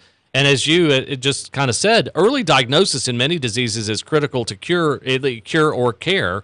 And so a lot of people delayed early diagnosis on a lot of things. Tell me if I'm missing something there. No, you're spot on. Mental health, so domestic violence spiked. And, I did a lot of work in our North Carolina legislature on the opioid crisis. Right. And I sadly predicted an uptick in that, and that has unfortunately occurred. We're seeing a lot more overdose deaths than we had. We had a declining curve before, but now we've seen an uptick. And then you look at kids. Unfortunately, all these stay-at-home, don't-go-to-school things have affected kids horribly. And, this stuff about not coming back to school has turned entirely political. I think most teachers care about their kids, want to educate their students, but we've had a subset of folks, in my opinion, who have politicized this and, in essence, really damaged their children's futures disproportionately for minorities and those in rural communities. They have ruined some of these kids' futures. Congressman Murphy representing Eastern North Carolina, and it is a field of many, about 19 folks, and I think you emerged victorious in that race. And to your point, you do care about our state. You were in the legislature. You now represent part of it, and we're still one of the lowest. Even though the governor has acquiesced a little bit to let K-5, I guess, go back to in-person learning, we're still one of the lowest percentage states in front of teachers. And the teachers union here, NCAE, seems to have a solid hold over this governor in getting our kids back to school. And I know that's not your forte, but having been in the legislature and seeing how this all operates, it's got to be bothersome for you. Yeah, it's terribly bothersome to me. And it's a small minority of teachers. And it is, I don't care what you call it. They say we're not a union. Of course they're a union. The way they try to bully policy. And it's to the students' detriment. It's to the students' detriment. And they're doing this to try to gain more power in the future. And no, Cooper's not running by the science. And I've had my issues with the DHHS director. I think that we've turned this into a political issue rather than really true science. Our kids need to be back in the classroom. It's shown. Look at the private schools across the state. Look at Europe. Our kids can go back to school safely. And this has damaged them for political purposes. And again, most teachers, they want to be back in the classroom and taking care of their students, and they can do it in a responsible way. We should have been doing it, 6 months ago. But now I think there's been irreparable harm to our students, especially, as I said again, to our minority communities and rural communities.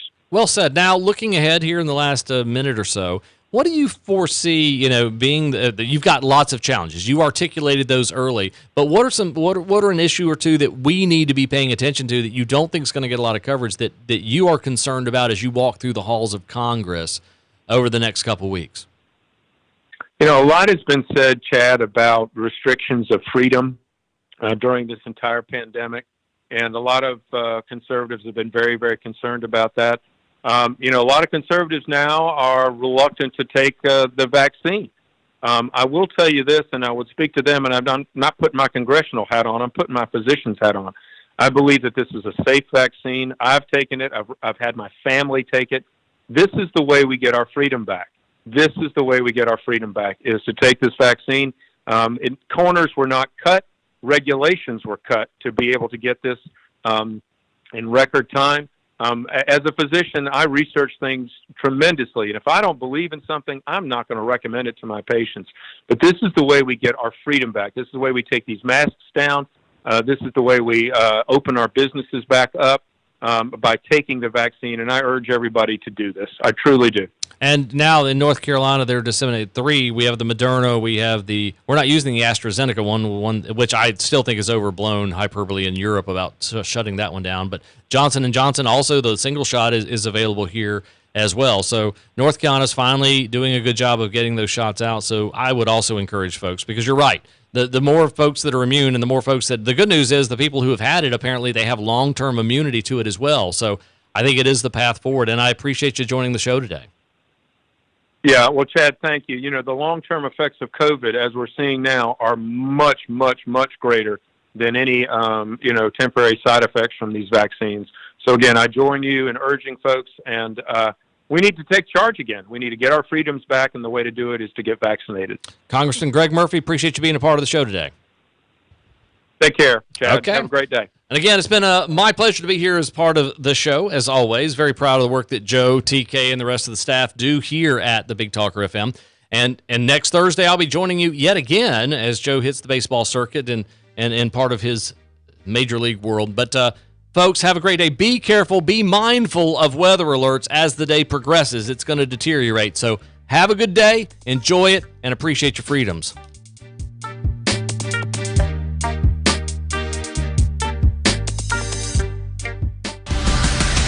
Keeping Oak Island informed. The Big Talker 106.7 FM WFBT, Carolina Beach. As Wilmington's leader in restorative and regenerative medicine, the Frank Institute specializes in health optimization. Simply put, we use in-depth evaluations and lab testing to determine the best treatments for each patient. So whether you're suffering from an unseen hormonal imbalance or a simple vitamin deficiency, the Frank Institute is ready to get you back to better living. Call us at 910-679-8534 or fill out our symptom survey online at frankinstitute.com. Because at the Frank Institute, you live, we help. Hey everyone, Ben Hawkins here with Cross Country Mortgage. Rates are still at historic lows, and there has never been a better time to purchase your dream home or refinance your existing. With over 300 loan products including conventional, FHA, VA, USDA, renovation, and jumbo, we are certain we have the right loan product for you and your family. Call me today to be pre-qualified to make the offer on your next dream home. 910-352-3373 or visit my website at lendwithben.com. News this hour from townhall.com. I'm Rich Thomason. Cleanup getting underway across the Deep South after the region was slammed by violent weather in the past 24 hours.